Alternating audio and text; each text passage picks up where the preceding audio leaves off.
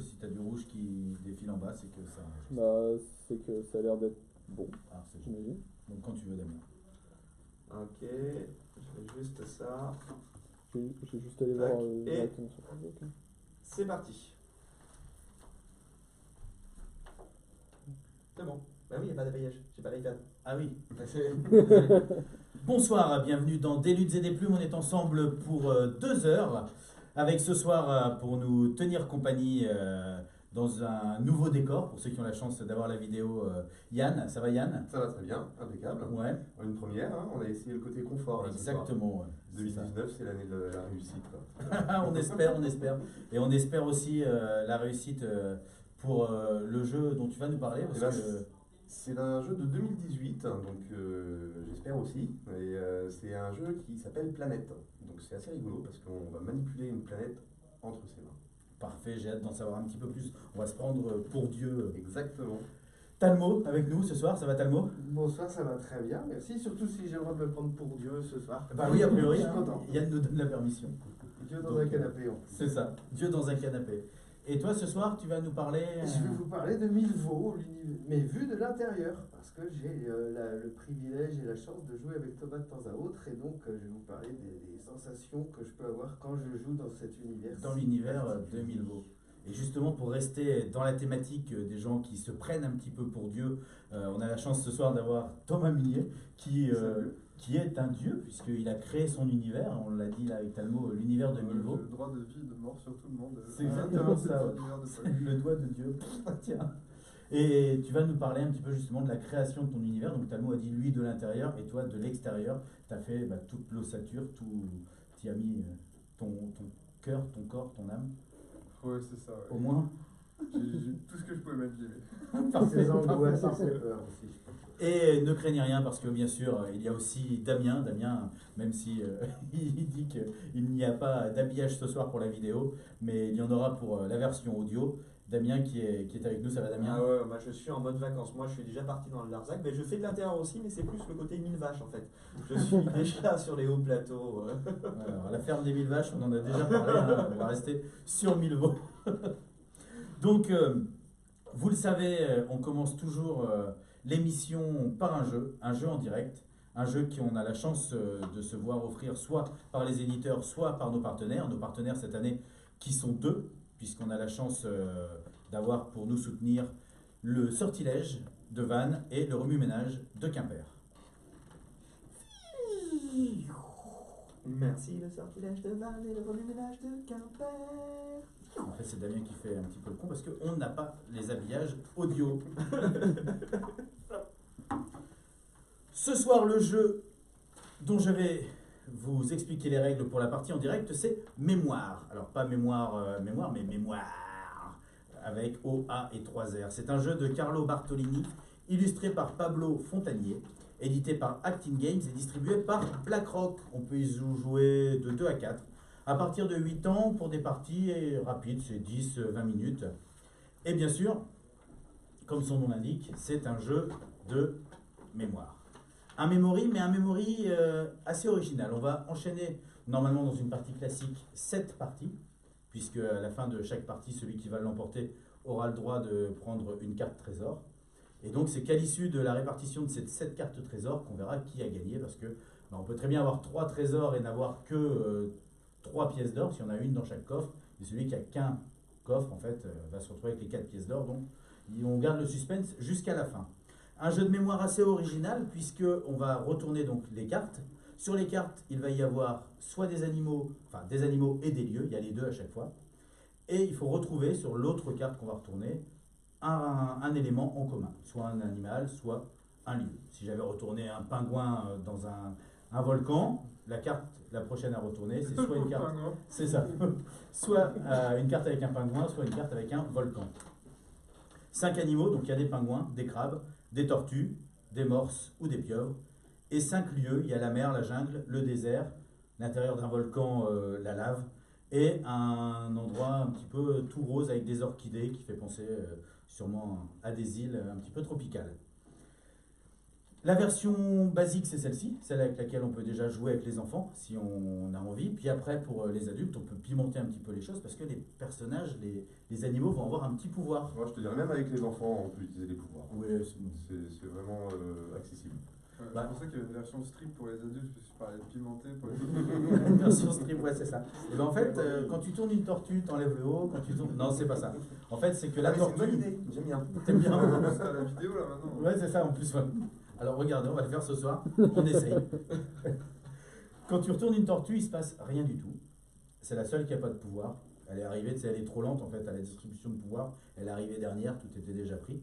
Il y a le pingouin. Quand tu retournes un pingouin, il y a une longue vue dans les mains. Tu as le droit de regarder une des cartes du jeu. Pour plus tard, tu la regardes et tu dis celle-là. J'essaye de m'en souvenir. Parce que Prise d'information. Prise d'information.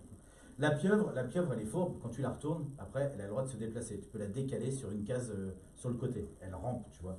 Adjacent, Donc, c'est un mot ça- un peu technique, mais ça Orthogonale. passe. Orthogonalement.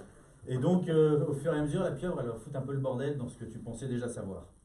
Le morse, quand tu retournes un, bah, ça te permet de dire, par exemple, je pense savoir que là, il y a une carte qui peut intéresser le joueur d'après, donc tu lui dis celle-là, tu n'as pas le droit de la retourner. Donc le morse, il est quand même assez sympa. Et le crabe, quand tu retournes un crabe, là c'est un peu vache pour toi, tu rejoues. Alors au départ, tu trouves ça rigolo, tu dis ah mais je le sais bien moi où il est l'autre crabe. Mais bon, comme il y en a 5, au fur et à mesure, il faut quand même se souvenir d'où sont les cartes. Donc voilà, un jeu très très facile de prise en main, très facile à expliquer. On a le droit, logiquement, de regarder, de prendre connaissance des 3 cartes ici, qui sont face à nous, pour ne pas partir quand même à vide. Donc on en prend vite fait connaissance. Ok, bon j'ai déjà oublié. Et ensuite, Faut réussir à se concentrer un peu quand même dans ce type de jeu. un petit peu. Et ensuite, on n'a pas le droit de retourner donc une de ces cartes-là, mais par exemple Thomas, tu peux commencer. Tu retournes n'importe quelle autre carte du jeu. Par exemple. Donc toi, tu retournes une pieuvre sur un fond rose. Comme ça, hop, on vous la montre, une pieuvre donc sur un fond rose. Ce qui fait que tu as le droit de bouger ta pieuvre. On l'a dit orthogonalement, sur une case de côté, tu peux la faire glisser par là ou par là.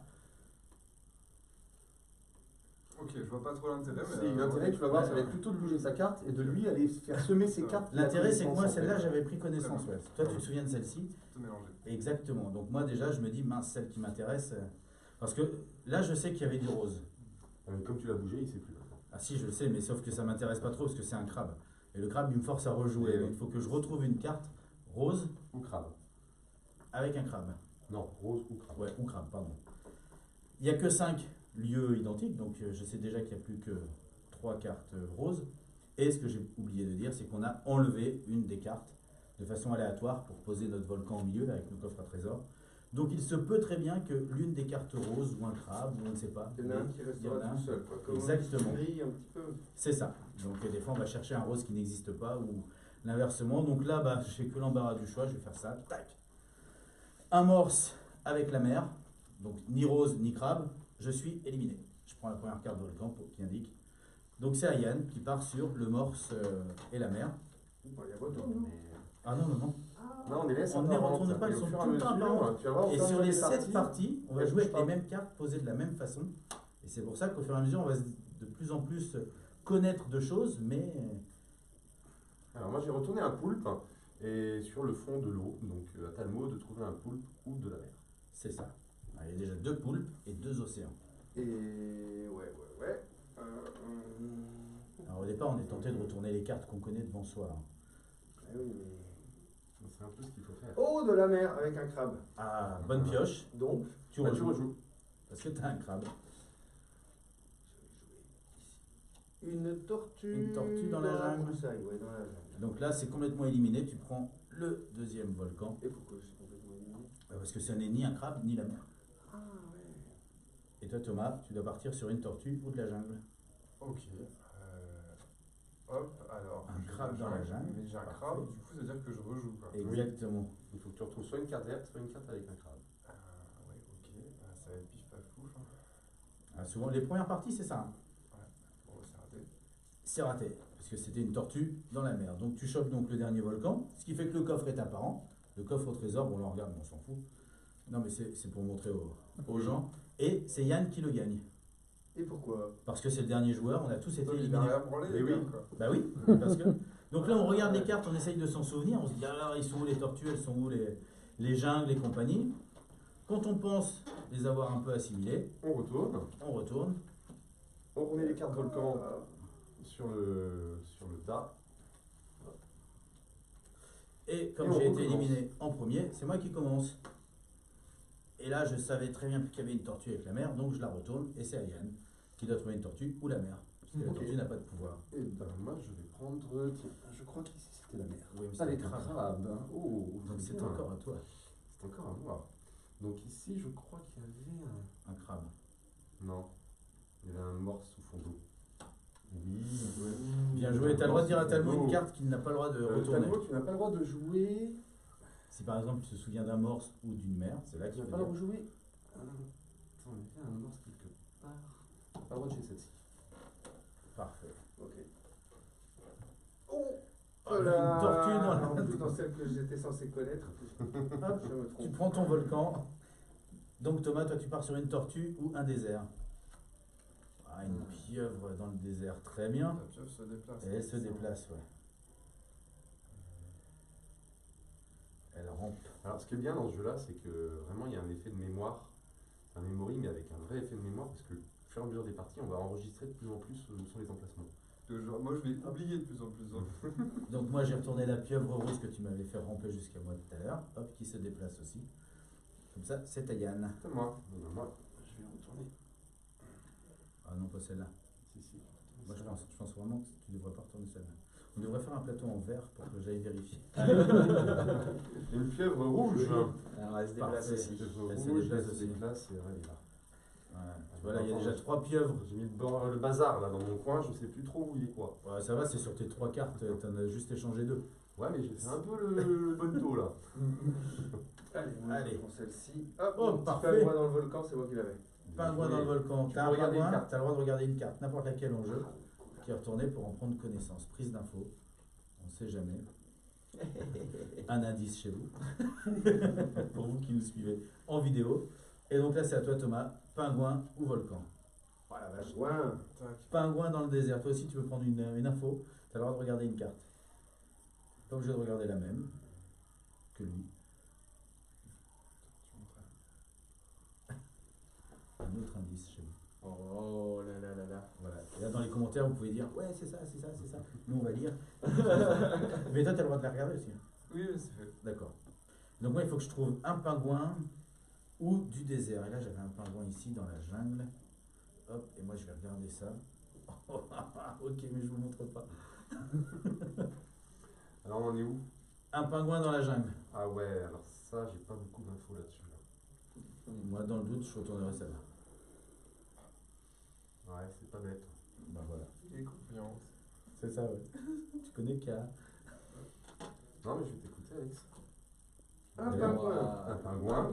Dans les fleurs. Dans les Merci. fleurs. Je sais que tu n'étais pas qu'un salopard. Et du coup, tu regardes la même que Talmud, non? Ah non, je vais aller voir celle-ci. Donc là, Talmud, toi, tu dois retrouver des fleurs ou un pingouin. Ouais, mais je crois que j'ai des fleurs ici. Tu crois?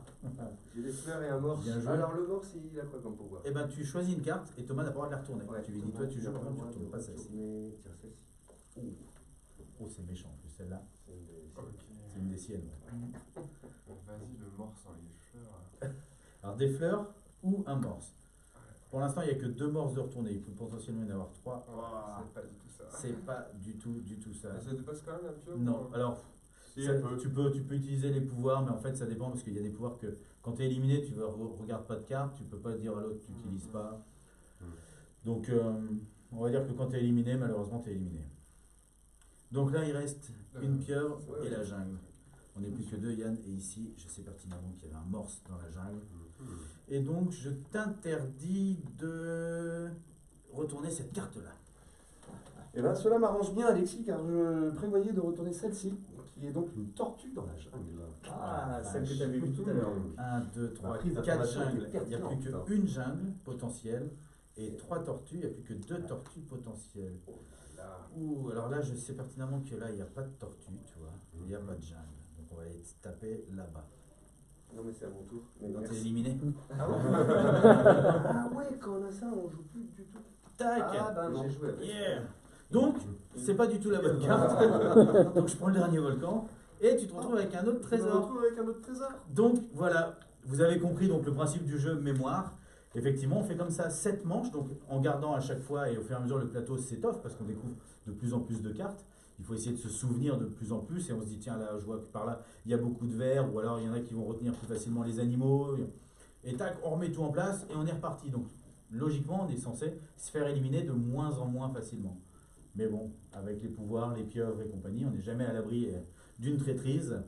Et à la fin des 7 manches, on regarde parmi ceux qui ont eu la chance de récupérer des trésors qui a le plus de pièces d'or, puisque à l'arrière des cartes trésors, il y a donc des rubis comme ça. C'est ça qui compte. C'est ça qui compte. Donc là, Yann, en deux coffres à trésors, a eu 5 points, 5 rubis rouges. J'ai fait la partie. Ouais, bah, celle avec 4 rubis, c'est celle qui a le plus de rubis, et c'est pour ça que des fois, tu peux avoir 3 coffres à trésors, l'autre que 2, et avec tes 2, tu l'emportes quand même, ou même un seul, et tu Des fois un l'emportes. seul, ouais, tout à fait. Donc, mémoire, c'est vraiment excellent. Excellent aussi bien pour les enfants que pour les adultes. Hein. Moi, je le conseille vivement parce qu'on se marre vraiment. C'est un jeu qu'on a découvert il y a une petite année à peu près. Hein. Ouais, c'est ça. Et c'est vrai qu'on y joue souvent. Hein. C'est un jeu qui sort pour un memory. C'est rare, il faut le souligner. C'est bien revisité pour un memory. Oui, et il fonctionne vraiment bien. Enfin, les illustrations sont plutôt sympas. Le fait qu'il n'y ait que 2 éléments, enfin, c'est soit un personnage, soit un animal, soit un lieu, et malgré ça, bah, ça marche. Les petits pouvoirs, effectivement, si on joue avec des gens, on se rend compte que c'est trop difficile. Ce qui peut arriver, on n'est pas obligé de les appliquer. On reste sur un memory basique. Le fait d'enchaîner les parties avec les choses qui ne sont pas forcément remélangées, ça accentue aussi le côté le win-to-win. Tu sais, j'y arrive de mieux en mieux, donc je prends confiance en moi. Donc on est dans la bienséance, c'est ça, la bienfaisance. Bienveillance. Ouais, c'est ça le mot que je cherche. Donc voilà, Mémoire, édité par Acting Games et distribué par BlackRock. Je vous le conseille parce qu'il marche vraiment très bien. Un très bon jeu. Absolument. Il nous a été présenté par la famille Fraga d'ailleurs. C'est eux qui nous l'ont fait découvrir. Ils sont venus nous chercher, ils sont venus, ils ont dit venez voir, il y a un super jeu là, venez essayer. C'était à Fouenan, ouais. Et c'était pas Finistère de jeu. Ouais. Exactement. C'est le moment maintenant de la première pause musicale de l'émission. Yann. Et ben on va s'écouter Paul McCartney qui va nous chanter Dance Tonight. Et donc, la pause étant terminée. Non, on garde quelques minutes. J'étais souligné à chaque fois. Enfin, là, Oui. c'est le nom de Parce que bien sûr, l'album. pour vous qui Pourquoi nous suivez en direct dans la vidéo, vous l'avez Et bien à chaque compris, fois, hein, je te tout dis ce qu'on enregistre en pourquoi vidéo, j'ai choisi cette chanson. c'est ok. du plus pour vous. Mais après, on fait un montage derrière pour la radio où on met toutes les pauses musicales, où on réinjecte tous les habillages sonores. Donc voilà, c'est pour ça que là, ça fait un peu condensé, ça fait des coupures un peu abruptes, mais c'est comme ça. Et pas autrement. On peut continuer quand vous voulez. Très bien, bah, on va enchaîner. Toujours dans... Ah pardon, c'était toi, c'est vrai. Donc on vient d'écouter Paul McCartney qui a chanté Dance Tonight et ça c'était dans l'album Memory de Memory Almost Full. Jingle. Toujours dans des luttes et des plumes, on vient d'écouter Paul McCartney et de jouer à Mémoire. Et il est temps maintenant de se tourner vers notre invité. Notre invité Thomas Munier qui nous fait la chance de venir ce soir pour nous présenter son univers, un univers aux multiples facettes et on va dire aux multiples ramifications. Mais avant de voir un petit peu toutes ces ouvertures et ces débouchés, est-ce que tu peux expliquer à nos auditeurs comment t'en es arrivé dans le monde du jeu de rôle? En fait, qu'est-ce qui t'a donné envie de faire du jeu de rôle? Alors d'abord, en tant que joueur, j'imagine. Ouais, j'ai commencé à 10 ans en fait quand mon cousin m'a fait découvrir HeroQuest hein, pour les plus âgés d'entre nous qui s'en rappellent. Ben oui. Ou les plus jeunes qui ont la chance d'avoir des parents qui l'ont. Et puis donc voilà, j'ai surtout commencé avec le jeu de rôle avec figurines, après j'ai enchaîné sur ArmorQuest et j'ai découvert un peu sur le tard ce qu'on appelle les jeux de rôle sur table, où tu n'as plus de plateau de figurines, tu joues dans du théâtre de l'esprit quoi. Et donc, notamment avec l'appel de Cthulhu, que j'avais beaucoup aimé pour son côté Lovecraftien. Voilà, ça c'était une grande révélation. T'avais quel âge quand t'es passé sur table, à peu près? 5 ans, 6 ans. Non, j'ai presque 20 ans, quoi. Ah oui, Ah c'était oui, une bonne c'est période tard, entre ouais. 10 ans où t'as découvert le C'était jeu. surtout de la figue à Ouais. l'époque, ouais, tout à fait. D'accord. Et puis donc j'ai fait beaucoup comme ça de jeux de rôle différents avec meneur de jeu, quoi. Donc t'as un meneur de jeu Ouais, en jeu narratif, voilà, c'est ça, qui contrôle le décor, les figurants, qui prépare son scénario, tout ça. Puis les joueuses, les joueurs, eux ont juste un personnage à gérer, quoi. Toi, tu vis ton aventure. C'est ça, exactement. Ouais. Et des livres dont vous êtes le héros un petit peu aussi? Ouais, un petit peu. Alors après, moi je suis spécial, je préférais ceux où il n'y avait pas de dés, de fait de personnages, juste vraiment Ouais. des trucs juste narratifs, comme je crois Destin qui proposait ça. Ah ben, moi j'ai pas Tu connu ça. choisis, grosso modo, à la fin de chaque chapitre, tu as un choix binaire, quoi, Voilà. un choix ternaire, mais t'as pas de. Ouais. T'es pas obligé de lancer les dés puis de tricher. Voilà, moi j'ai toujours triché de toute façon. Je lançais pas les dés, je disais oui, j'ai réussi à un bon combat. Moi, je triche encore. Et donc, ouais, t'en arrives donc dans ce jeu de rôle sur table, Ouais, narratif, un jeu quand même, l'appel de Cthulhu qui est plutôt, on va dire, qui est plutôt un peu pesant et un petit peu c'est ça, c'est des jeux Très, d'ambiance, hein, ouais. ouais. très, très horreur. prenant, quoi. Ouais, tout à fait. On aurait pu t'attendre en partant d'HeroQuest sur du Donjons et Dragons, enfin sur du un peu Heroic Fantasy plus bourrin. Là, on est plus vraiment dans le narratif et dans. Et c'est ça qui t'a plu, en fait, c'est cet univers-là qui t'a tiré.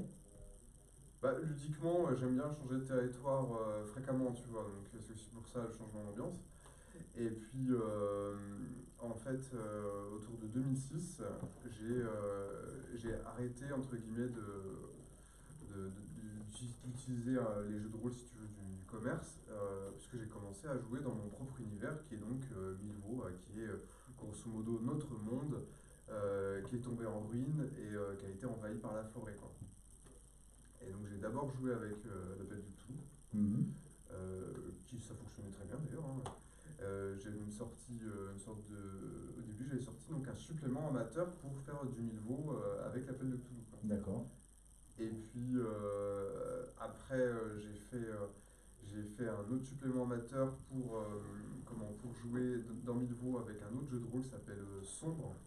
Donc Sombre, c'est un jeu de rôle d'horreur écrit par Joël Scipion, donc qui est surtout pour émuler les codes du cinéma de genre, d'horreur, quoi. Et donc pour le coup, la proposition pour Milvaux, c'était des choses comme le projet Blair Witch, Délivrance, La colline à des yeux, quoi, ou La route éventuellement. C'était le genre de film d'horreur qu'on allait pouvoir émuler. Tout ce qui pouvait impliquer la nature, parce que c'est vrai C'est que ça, dans ouais. ton univers, la nature avait Voilà. une place. Avec un côté post-apocalyptique. C'est quoi. ça, Fin de ouais. la civilisation. Ouais. Ouais. Et puis, en fait, à un moment, ça m'a toqué de dire, bah, plutôt que de faire des suppléments, j'ai fait mon propre jeu de rôle dans l'univers de Milvaux qui s'appelle Influenza, qui avait une particularité, c'est que alors tu peux y jouer avec un meneur de jeu, mais c'est pas le mode par défaut. Le mode par défaut, il est sans meneur de jeu. D'accord. Donc en fait, Ça pique. ouais, bah on avait testé Yann et Talmo là.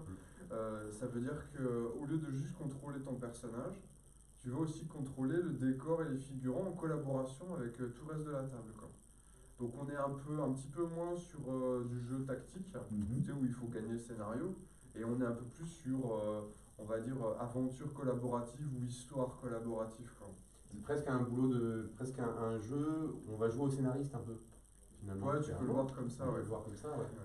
Ouais, j'avais d'ailleurs été frappé la fois où on a joué ensemble à 24 heures du jeu, la rapidité à laquelle l'action et la narration se déroulent, quoi. Parce qu'il se passe plein de choses, il n'y a pas toutes les tergiversations entre joueurs qui sont du style est-ce qu'on y va, on n'y va pas, bon bah on y va mais avant on va faire des courses, etc. etc. Et la prise de décision, justement, parce que quand c'est une prise de décision collégiale comme ça, sur une avancée d'histoire, elle se fait plutôt facilement ou pas? Parce que quand on est, comme tu le disais, quand on est joueur, habituellement, c'est toujours des discussions on veut être avant l'autre, on veut avancer plus vite.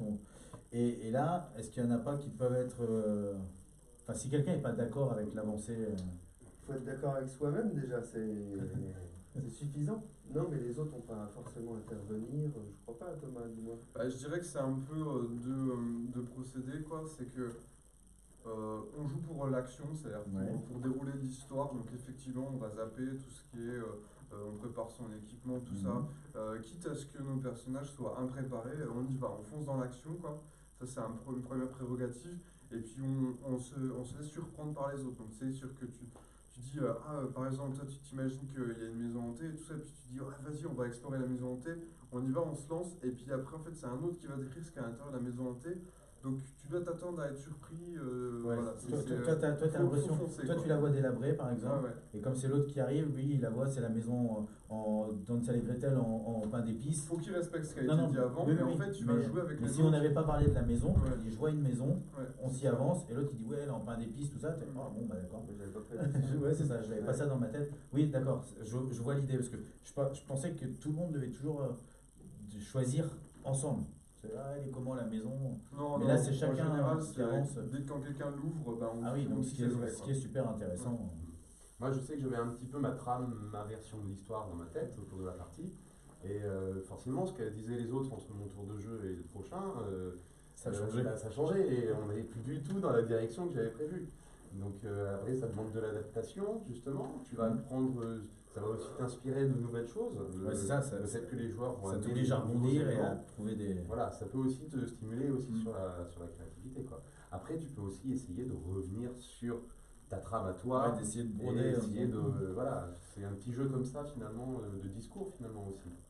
Alors on en a un petit peu discuté tout à l'heure aussi hors antenne.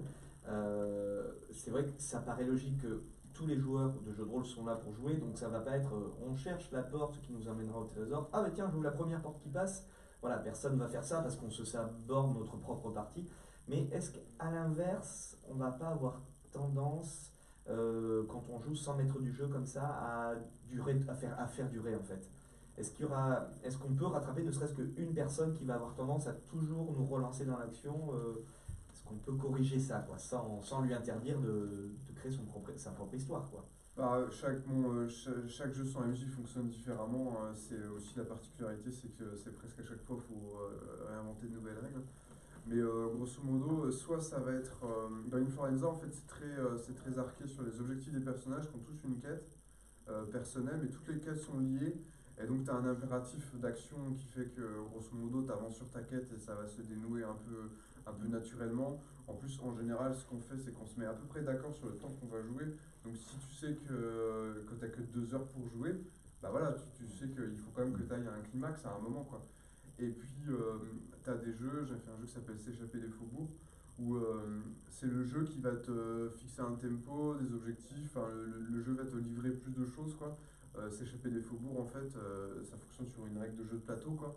Et donc, du coup, c'est un peu le jeu de plateau qui te fixe les enjeux, qui va te cadrer, quoi. D'accord. Et on expliquait donc que tu avais créé ton univers, Milvo, que tu l'avais développé avec Inforenza. Et est-ce que d'emblée, quand tu l'as développé, tu voulais d'emblée pas mettre de maître de jeu, ou c'est parce que c'est au fur et à mesure de l'écriture où tu t'es dit, mais finalement, ça se joue très bien ensemble? C'est venu assez vite dans le processus, en fait. C'est parti d'une envie que j'avais envie d'avoir un personnage, de jouer un personnage dans mon propre univers, quoi. Et donc, comme je trouvais pas forcément facilement de mettre de jeu pour me maîtriser mon propre univers, je me suis dit, bah, j'ai qu'à faire un jeu où je peux faire ça, quoi, tout bêtement, quoi. Après, j'ai gardé le mode. Moi, j'adore faire des jeux qui soient très modulaires, qui soient un peu adaptables à l'envie d'adaptable. Et donc, c'est pour ça que j'ai gardé. Il y a un mode avec MJ dans Influenza, donc c'est toi qui choisis ce que tu fais, quoi. Avec MJ, sans MJ, tu peux préparer un scénario, tu peux ne pas en préparer. C'est très adaptable, quoi. Tous les joueurs arrivent à jouer justement à un jeu sans maître du jeu. J'ai envie de dire, c'est comme n'importe quel jeu, hein. Évidemment, il y a des goûts et des couleurs, donc il y en a qui. Forcément, il y a des personnes qui vont pas adhérer. Déjà parce que ça demande fatalement un effort d'imagination qui est peut-être un peu différent que quand tu joues juste en personnage, quoi, hein. Il faut aimer. En plus, il y a des ressorts, des fois, tu as quand même un gros ressort sur le jeu entre personnages. Donc, des fois, ça peut être un peu aussi player versus player, quoi. Donc, ça, c'est pareil, il faut l'accepter, hein. C'est pas.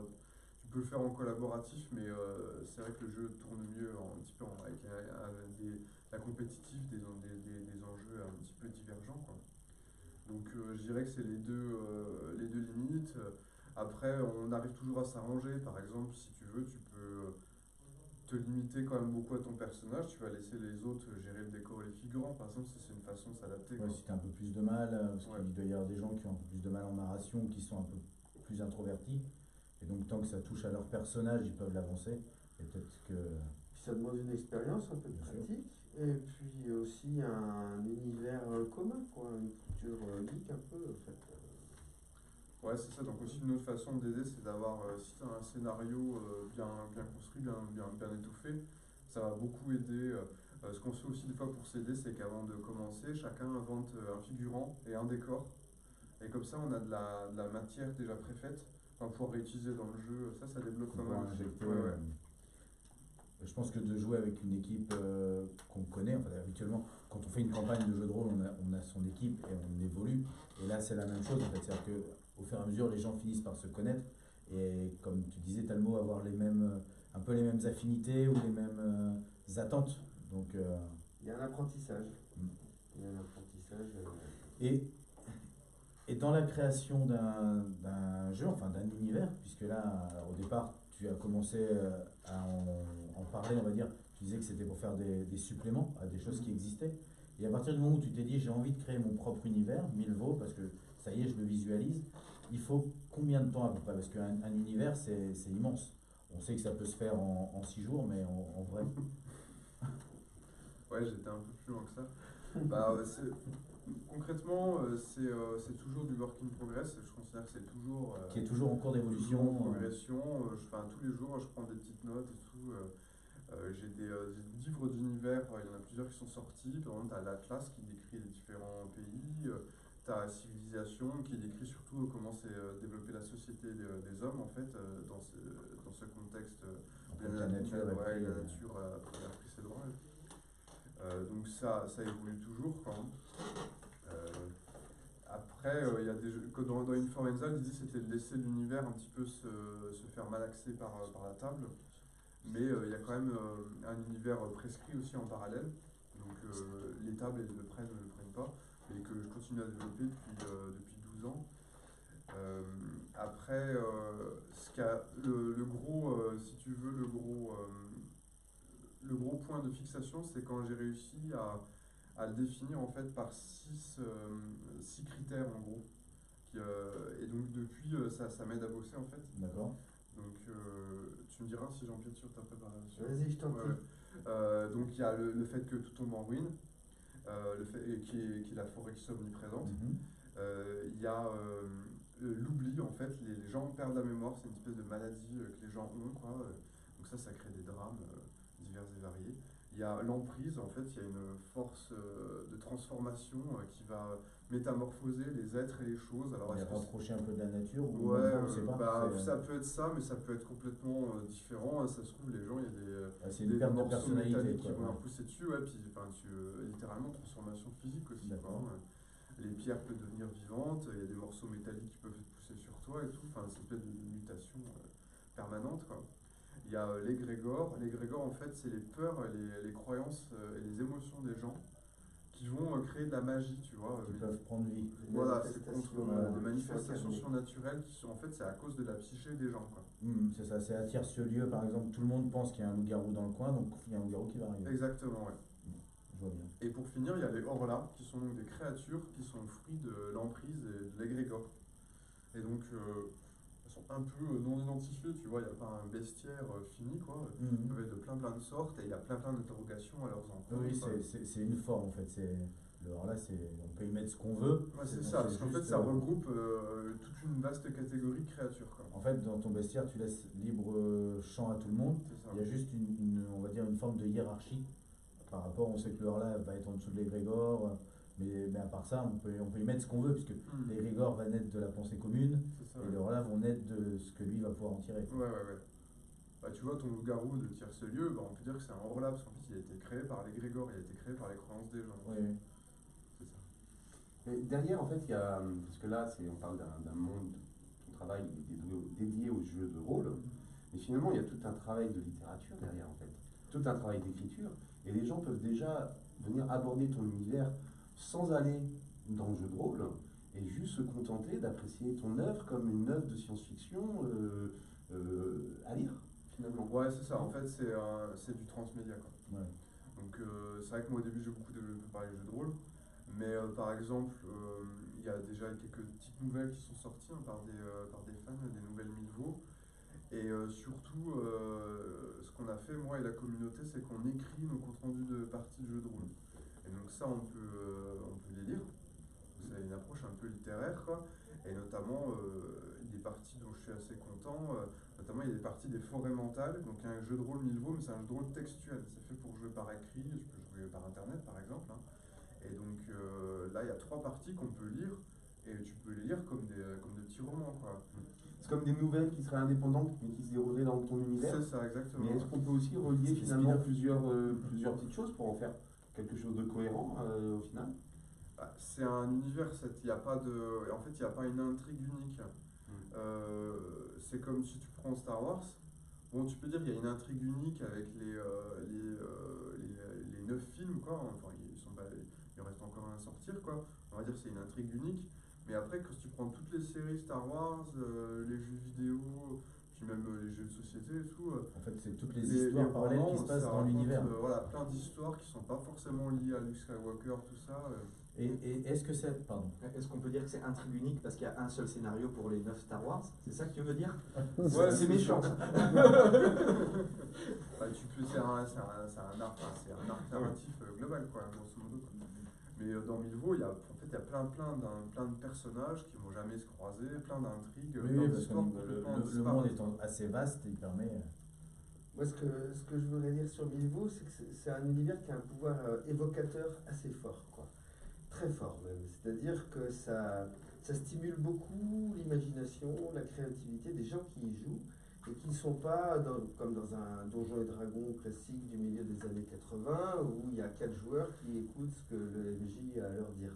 Là, l'imaginaire se met en branle dès les premières minutes et puis effectivement ça donne lieu à plein de digressions et d'envie d'écrire, d'imaginer, de raconter. Et justement, Que alors, soit joueur ou... quand on a créé son univers, comme toi, alors, même si tout n'est pas forcément encore, tu disais, finalisé, puisque tu continues de l'alimenter, mais tu as quand même toutes les grosses bases, toutes les grosses lignes en tête. Quand des gens se permettent de faire des fans nouvelles ou n'importe quoi, est-ce que ça pourrait arriver qu'on cible quelque chose et que tu dises non, ça c'est pas possible. Dans mon univers, ça non. En fait, ça peut pas arriver parce que j'ai placé l'univers de Milvaux dans le domaine public. Donc je suis parti de l'idée de l'ouvrir au maximum. Et donc du coup, les gens peuvent utiliser Milvaux comme bon leur semble. Et s'ils veulent faire des fanfictions qui sont pas du tout canon, c'est pas grave. Tu t'es détaché, toi, un petit peu, quelque part, de ta création. Ouais, c'est ça. On voulait partir sur quelque chose de communautaire assez vite, ça s'est dégagé, quoi. Et donc du coup, le domaine public, c'était le meilleur outil pour ça. Alors, ça d'accord qu'ils le fassent ou que les gens disent oh, c'est pas canon, machin, qu'ils se prennent le droit, j'ai compris. Ce que je voulais dire, c'est justement, c'est dans l'écrit. Par exemple, toi, tu disais, il y a la nature qui a repris ses droits et quelqu'un arrive et dit oui, mais moi, j'ai fait une histoire, c'est 2000 ans plus tard, on a rasé toutes les forêts parce qu'on a refait des... Et toi, des choses, je dis non, dans mon univers, il n'y a pas d'électricité, par exemple. Donc, tu peux pas dire que tu allumes une lampe, tu peux pas... Tu vois, des choses, des anachronismes ou des... La personne aurait tout à fait le droit de le faire. Faut juste qu'elle prenne ce qui raison, l'intéresse, tu vois. ouais. Par exemple, si tu n'as plus le rapport à la nature, mais je vois, il y a des fanfictions, il n'y a plus le rapport à la nature, mais parce que ce qui va intéresser la personne, c'est tout le truc, le trip au sujet de la magie ou au sujet de l'oubli. Moi-même, en fait, j'ai fait, entre guillemets, pour montrer l'exemple, on a fait énormément d'Uchronie, quoi. Par exemple, on a fait des Uchronies napoléoniennes, tu vois, où ça se passe pendant les guerres napoléoniennes. On a fait de la SF où ça se passe des milliers d'années plus tard et tout. C'est un peu comme un univers à la Marvel où on peut se permettre de faire des époques victoriennes, Ouais, un peu ce qu'on veut, tant que on a ces quelques codes qu'on garde et que... Sinon, tu peux faire des zooms. Alors, je sais pas du tout comment on fait pour montrer la caméra. Hop. Moi je fais comme ça. Par exemple, Lithologie Mineville, c'est un zoom en fait. Ça se passe dans une ville. Et en fait, c'est une dystopie biopunk panasiatique. C'est-à-dire que c'est une ville hyper surpeuplée, principalement peuplée d'asiatiques, et avec beaucoup de cyberpunk, et puis un côté très sombre et tout. Et donc c'est aussi une façon de détourner en fait l'univers de base, quoi, de se concentrer vraiment sur un point, puis de zoomer un maximum dessus, quoi. En fait, moi, c'est surtout le rapport que j'ai face au côté créateur qui accouche d'un monde, d'un bébé, de quelque chose.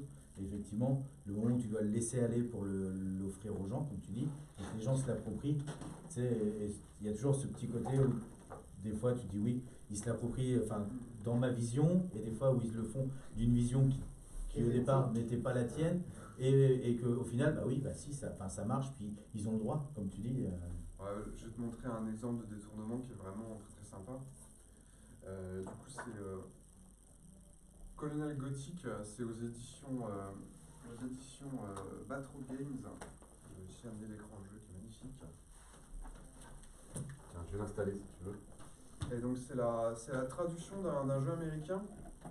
Le jeu américain se passe pendant la colonisation des États-Unis, de mémoire. Ouais. Et tu as un côté horreur surnaturelle, mais qui est incarné par le mythe de Cthulhu, en fait, dans la version américaine de Colonel Gothic. Et en fait, l'équipe française chez Batro Games, qu'on traduit Colonel Gothic, ils ont décalé l'action dans la province de Québec. Donc, c'est des guerres coloniales franco-anglaises. Et en fait, ils ont dégagé le mythe de Cthulhu, et donc l'événement surnaturel horrifique de leur version de Colonel Gothic, c'est la forêt de Milvaux. Donc, tu vois, là, tu as un décalage total, puisque ça se passe plus dans le futur, mais dans le passé et tout. Et puis, Milvaux est en fait est également complètement déplacé, parce que vraiment, dans le contexte officiel, c'est surtout en Europe. L'attaque, il le déplace aux Amériques et tout. Et c'est vraiment passionnant comme détournement. Il change un petit peu la fonction de la forêt de Milvaux, elle est plus totalisante. Elle recouvre pas tout, mais en fait, c'est les plus anciennes forêts qui sont encore pas trop, si tu veux, découpées par les bûcherons, par les colons et tout. Et c'est là où certaines tribus indiennes se sont réfugiées, qui s'appellent les Mandahogs, qui est une tribu indienne qui fait de la magie noire. Et en fait, à cause des peurs des Indiens, et puis aussi à cause des superstitions des colons, et puis de ce qui peut amener de rancœur, cette forêt-là, en fait, maléfique, va se développer et envahir, en fait, le monde à la fois des Indiens qui sont pacifiques, ou en tout cas qui ne font pas de la magie noire, et aussi le monde des colons, quoi. C'est une forme de prémisse, peut-être. Voilà, c'est ça, à l'arrivée, une scène préquelle, ouais. effectivement. Et effectivement, donc on l'a dit, l'univers, une fois qu'il existe, il peut être approprié de différentes façons. Et on va revenir vers toi tout à l'heure, parce qu'on fait comme ça plusieurs retours vers l'invité, pour voir, parce que toi-même, tu te l'es approprié de bien des façons, parce que comme tu le disais, une fois qu'on a l'entité de Milvaux, en fait, l'égrégore, il y a eu des Orla aussi, de Milvaux, et tu vas nous en dire un petit peu plus. Mais là, il est temps de faire la deuxième pause musicale de l'émission. Eh bien, tout à fait, Alexis. Et comme après, je crois que c'est le coup de fil. Hein, et donc, on aura au coup de fil Exode Gain. C'est ça. Une jeune maison d'édition. Donc, on va s'écouter Bob Marley and the Wailers qui vont nous chanter Exodus. Parfait. Hop, le téléphone est là. Ah, j'allais dire, super. Pendant la pause musicale, il va falloir aller chercher le téléphone, mais il est. Eh ben ouais. On va faire une pause de 10 secondes le temps que tu l'organisation. Hop.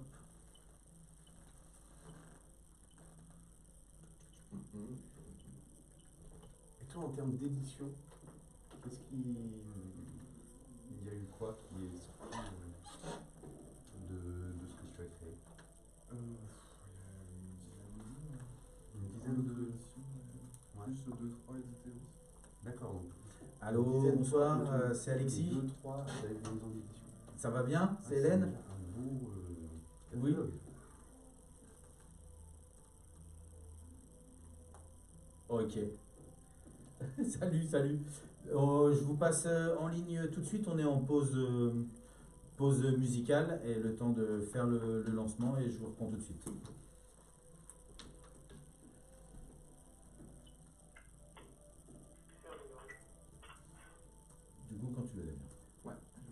juste.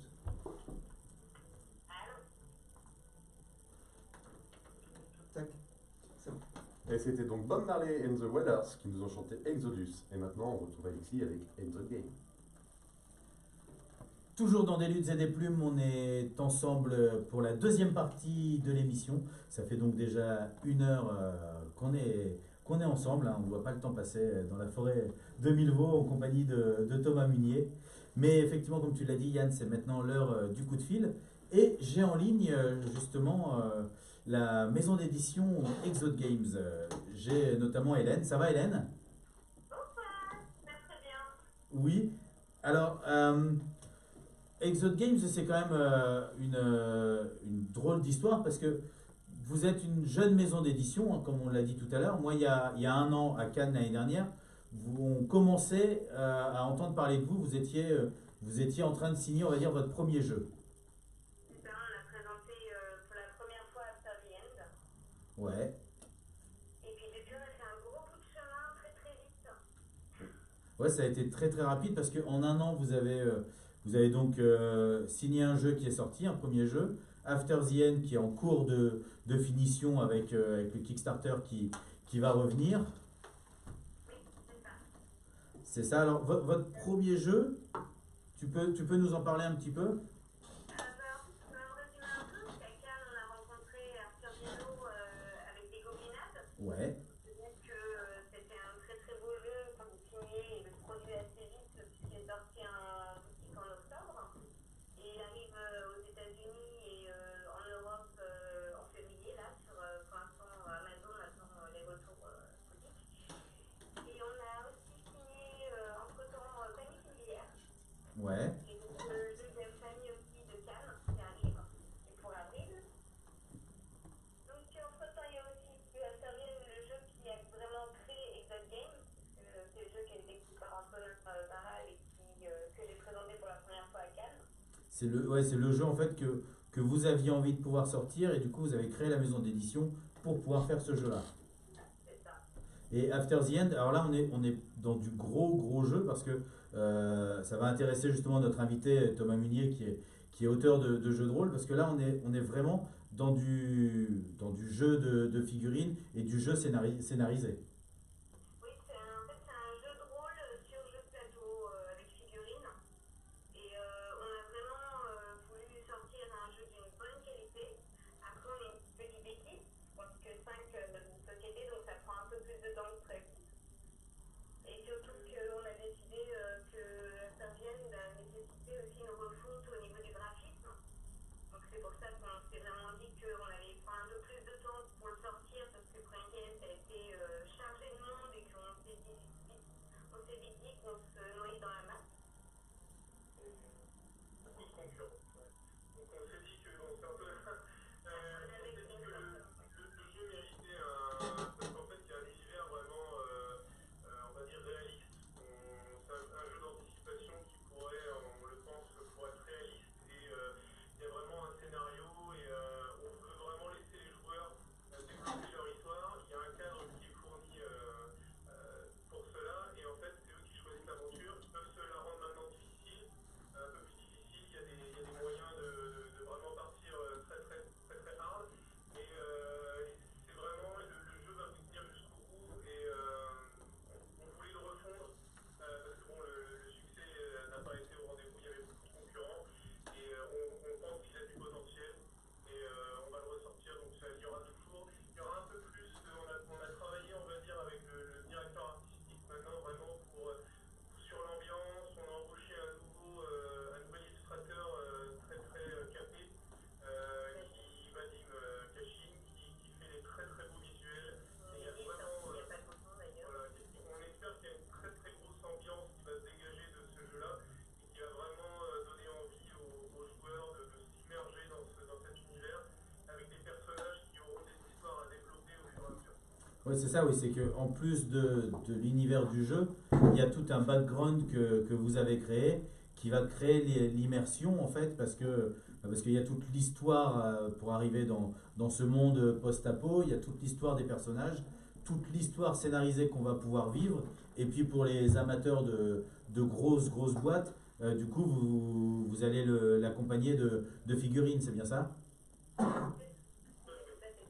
reste toujours sur les 50 figurines à peu près qu'on souhaitait offrir un peu plus de gameplay différent, de liberté, voilà. Il y a des factions. On a créé des cadres, mais à l'intérieur de ces cadres, c'est vraiment assez libre pour le joueur. Notamment, il y a l'action interagir qui lui permet vraiment de laisser libre cours à son imagination, comme dans n'importe quel jeu de rôle. Donc, on essaie vraiment de leur laisser beaucoup de marge de manœuvre dans le jeu. Ouais, de laisser des règles de base et en fait après une grosse liberté aux joueurs pour pouvoir créer son jeu et avancer dans son univers comme il l'entend, quoi.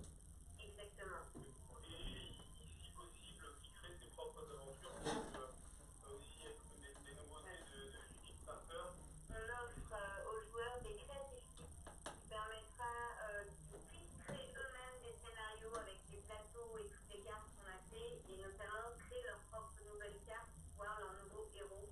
Parce qu'on a vraiment développé le jeu, on va dire, d'une manière communautaire, puisque c'est vraiment Ken qui nous a lancé, les joueurs sont vraiment derrière nous, on s'est dit que le meilleur moyen de les remercier, c'était de leur laisser faire ce qu'on voulait, enfin, ce qu'ils voulaient, surtout avec le jeu. C'était de les inclure dans la préparation, quoi, dans le processus, ouais. C'est ça. Donc à partir de Cannes, juste après Cannes, on va commencer à lancer ce que nous on a appelé les creative kits. Donc c'est un peu des cartes vierges et des plateaux et autres pour qu'ils puissent faire eux-mêmes leur scénario. Et c'est là où va intervenir le print soufflé qu'on va fournir aux joueurs également. Pour se faire les premières mains dessus. Exactement, donc quand vous pledgerez, il y aura un petit pledge et vous pourrez imprimer vous-même vos plateaux et commencer à jouer, tester la règle, nous faire des retours, ce qui ne va pas, ce que vous préférez. Et bien sûr, on ne vous spoilera pas le scénario principal. Ouais, voilà, ouais, l'histoire. Exactement, on fera plus des quêtes annexes, un peu pour Disney, pour vous montrer un peu ce que le jeu peut offrir. Je rappelle, il y a du craft, il y a une histoire en fait qui vous tient. Votre personnage, c'est vous qui choisissez. Il n'y a pas de méchant ou de gentil dans cette classe. C'est un peu assez réaliste et tous les choix seront offerts. Il y aura du reroll, vous pourrez refaire votre personnage et dire bah tiens, je vais changer C'est ce choix-là, ça me plaisait pas. Bon, il y aura des moyens de revenir. Et bien sûr, la fin dépendra de ce que vous avez choisi. Il y aura parfois aussi des scénarios qui vous mettront un peu en porte-à-faux chaque joueur l'un par rapport à l'autre. Comme il y a des histoires derrière, ce sera du coup aux joueurs de choisir s'ils pardonnent ou pas un tel ou est-ce qu'ils avantagent une partie. Voilà. Excusez-moi, moi j'avais une question, c'est Yann à l'appareil. Il y a, c'est quelque chose qui se veut proche d'un jeu de rôle, c'est ça? Mais donc du coup sur le fonctionnement un petit peu, sur les règles, sur le gameplay, est-ce qu'on est plus dans la simulation d'un jeu de rôle ou est-ce qu'on est plus sur un peu l'efficacité d'un jeu de plateau? Voilà, c'est plus action plateau avec la tactique. Il y a des systèmes de couverts, mais la plupart des choses, les tirs et tout ça, sont réglés par des dés. Et sans avoir recours à des techniques complexes qu'on peut voir ailleurs, où il faut d'abord toucher, ensuite blesser, enfin des choses comme ça. Là, tout se fait, chez Bleu, que ce soit, on jette des dés, l'adversaire lance des dés et on voit tout de suite le résultat. Il y a quand même des features de gameplay, vu qu'il y a la force, l'agilité, le tourisme, et ça permet en fait de régler justement ce que disait Hélène, des actions d'interaction. Et vous êtes absolument libre d'inclure des événements et de discuter, de régler des situations. Il y en a qui vous seront proposés avec des tests à faire, mais libre à vous justement de l'interpréter et de dire voilà ce que pourraient dire les personnages. Honnêtement, on a un peu conçu Aftervienne dans le but d'être un entre-deux pour que les gens qui n'ont jamais joué au roleplay puissent mettre un premier pied dedans et que ceux qui ont joué, qui jouent régulièrement au roleplay et aiment les jeux de plateau s'y retrouvent un peu dans les deux. Ouais, moi, ça me parle parce que on parlait tout à l'heure avec Thomas de HeroQuest par exemple à l'époque et je sais que j'étais frustré vite parce que mes personnages étaient bloqués, ils ne pouvaient pas avancer, il n'y avait aucun système d'évolution si ce n'est que dans le narratif et donc j'ai vite développé un système annexe et là en fait on retrouve ça, on va pouvoir vivre une aventure, faire évoluer ses personnages, les interactions entre les joueurs, on comprend qu'il faille du temps pour pouvoir peaufiner effectivement tout ça, parce que ça a l'air d'être un gros projet, et on espère que après Cannes, vous allez rencontrer le succès qu'il mérite, parce que de ce qu'on en a vu, effectivement, il en mérite. Mais Prometteur. ouais, c'est prometteur, comme dit Yann.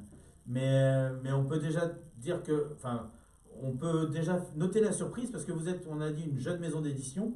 Vous avez un tout petit peu plus d'1 an, et vous arrivez quand même avec des gros projets comme After the End. Et là, notamment, par exemple, le dernier projet en date dont vous avez parlé, c'est carrément la licence Jurassic World. Justement, en fait, c'est Derek que Jurassic World a pris quand même beaucoup de temps aussi sur la carrière. Et du coup, c'est pour ça qu'il sort, notamment parce qu'Universal est derrière nous, donc on a déjà beaucoup plus de soutien. Donc il sortira, Jurassic World sortira avant After the End. Mhm. On veut vraiment peaufiner le jeu After the End avant de le sortir. Donc Jurassic World sortira en avril sur Kickstarter. D'accord. Est-ce que déjà à Cannes, il y aura moyen d'avoir une visualisation de Jurassic World? Oui, en fait, il faut savoir que Jurassic World est beaucoup plus vieux que ce qu'on a annoncé, c'est juste qu'on a eu le feu vert pour vraiment l'annoncer au public récemment, parce que c'est depuis cet été qu'on travaille dessus. D'accord. Maria Project, Universal nous a contactés pour développer le jeu. Et du coup, on a travaillé avec les studios Spielberg sur les figurines, on a travaillé avec Universal sur les designs. Il faut vraiment tout valider. On n'est pas n'importe quoi dans les mains des joueurs. Et surtout parce que c'est la première fois qu'ils ont accepté de faire un... Oh putain. Non. Ah, on a le téléphone qui a lâché. Alors on va. Enfin, un Raptor, ouais, c'est ça. On a un Raptor qui est arrivé, mais on va tout de suite prendre un C'est, nouveau Au téléphone. milieu du Je crois cliffhanger. que Universal vient de se faire acheter par la Fox et la Fox qui vient de se faire acheter par On n'a pas le droit d'en parler. Voilà, vite, bon, vous arrêtez tout. Donc, on va rappeler tout de suite Hélène et Exode Games pour avoir la fin de cette histoire sur Jurassic World. Mais en tout Le cas, premier jeu là dont on a parlé, on a dit c'est After the End. After the End, Et oui. ça c'est un plateau un peu. C'est ça, c'est un plateau. C'est un plateau. Un plateau. Il y a un truc que je me fais le dimanche soir quand il n'y a plus que les restes et que je suis seul à la maison. Je vais même faire un plateau parce que. Donc Alexis, il va falloir qu'on passe quand même à la suite parce que ce téléphone-là n'a pas de haut-parleur, donc on ne va pas pouvoir les avoir en direct à antenne. C'est vrai, bah, je peux prendre le téléphone de Louis Donc, ah oui, qui proposait de prêter son. c'est une bien meilleure idée. Et on va lui ruiner son forfait. Excuse-nous Hélène, on arrive tout de suite là. Alors. Hop, heureusement qu'on va pouvoir faire du montage pour la version sonore et que les auditeurs ne s'en rendront pas compte de tout ça.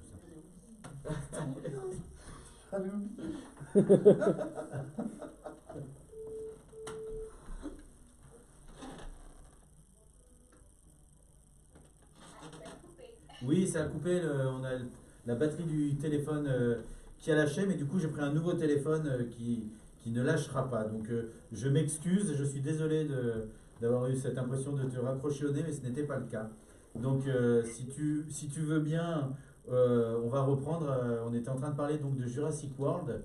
Et effectivement, tu nous expliquais que vous aviez été contacté directement par les studios Spielberg, que tout le monde était, et Universal pour monter le projet. C'était via une autre entreprise en fait qui s'appelle Timaria Project et qui est française justement. Donc c'est en fait sur le coup eux développent d'autres produits dérivés de Jurassic World et ils ont appris que justement ils recherchaient quelqu'un pour développer et ils voulaient surtout une maison d'édition innovante et jeune. C'est ce qu'ils ont proposé et on a obtenu le projet pour un miniature Wargames qui était assez innovant pour eux parce que d'habitude c'est de la gestion de parc qu'ils ont comme demande. Donc ils nous ont fait confiance, on a développé le projet pendant longtemps.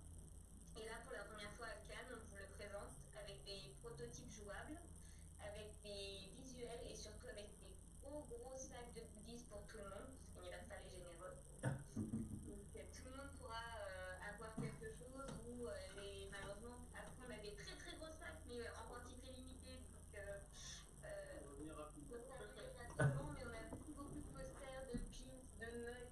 monde offerts par Universal. Alex, tu sais quoi ramener de Cannes? Parce que Universal aussi finance une quantité astronomique de prototypes pour que les associations, les ludothèques, les boutiques ou même les influenceurs puissent les tester et dire ce qu'ils en pensent parce qu'ils ont trouvé que le jeu était innovant. Donc, du coup, gros formulaire pour recevoir un prototype, soit en print and play assez rapidement, soit en réel sous deux semaines, 3 semaines.